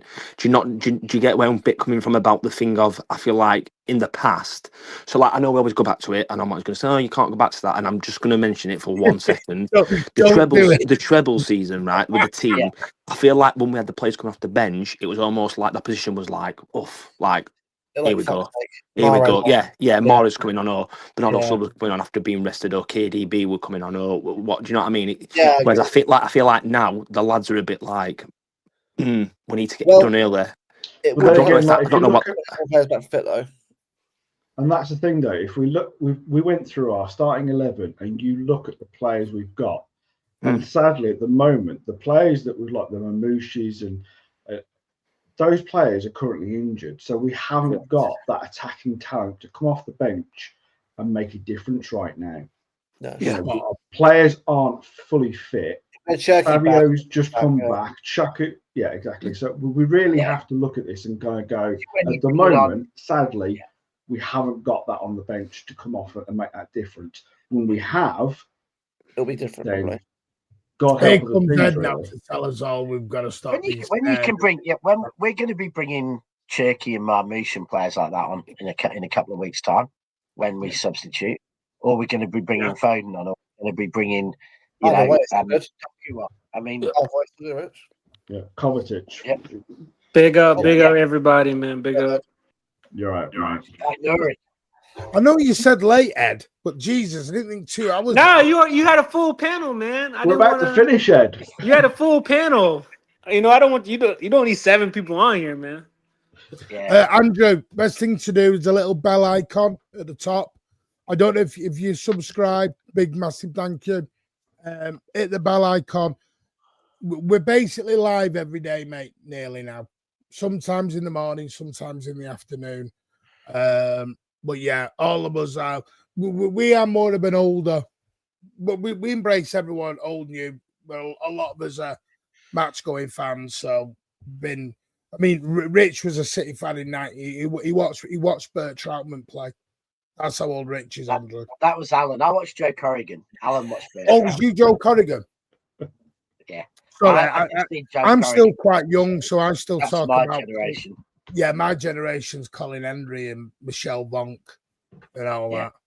No, I by the saw way, Mike Cameron. found out the other day. You know who my dad played football with? Do you remember Harry Dowd? Yeah. That's who my dad I played don't football remember with. him, but No, I know. that's who my Yeah. dad played Sure. football No, with. I know that. Wow. Yeah. And he went to say Dunstans or St Dunstables, one of the two. Yeah. I don't know I whether was, it's Dunstans or Dunstables. I think it's Dunstables, I think. Yeah, I saw that. The And then he era played for for me was Manchester that. Boys, Yeah. Manchester lads, and then went on to City. So yeah. Yeah, I saw the end of that. Corrigan, Barnes, Clements,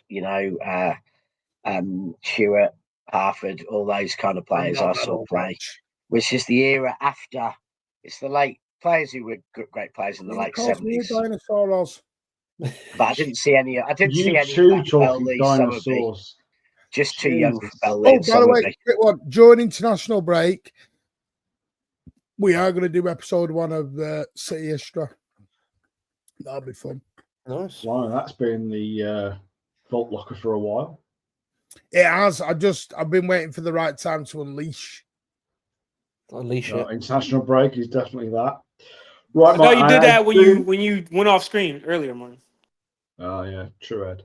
Right, I'm going to get predictions in because I really do need to finish. So, right, predictions. Rich, what have we got? I think we will win 2-1. Do you want the predictions? The only one I ain't got a Pats. There's the predictions that we've got so far. 2-1, 2-1. Pat, wow, Pat's going 0-0?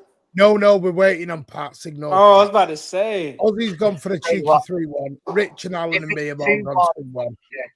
If it's right 2-1 now, with 2 this minutes is to go, today's imagine how table. excited Ozzy's going to be.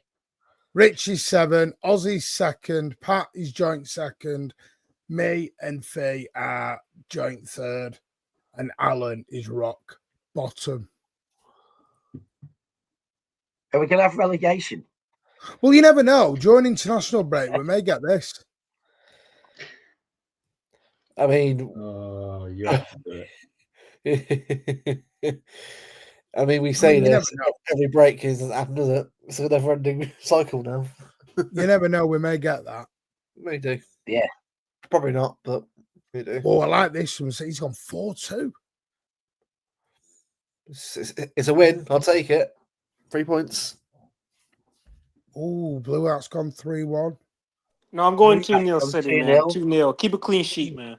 See, everyone said they're worried about Brentford, and everyone's gone for a City win. Elliot, what are you going for? What did you say?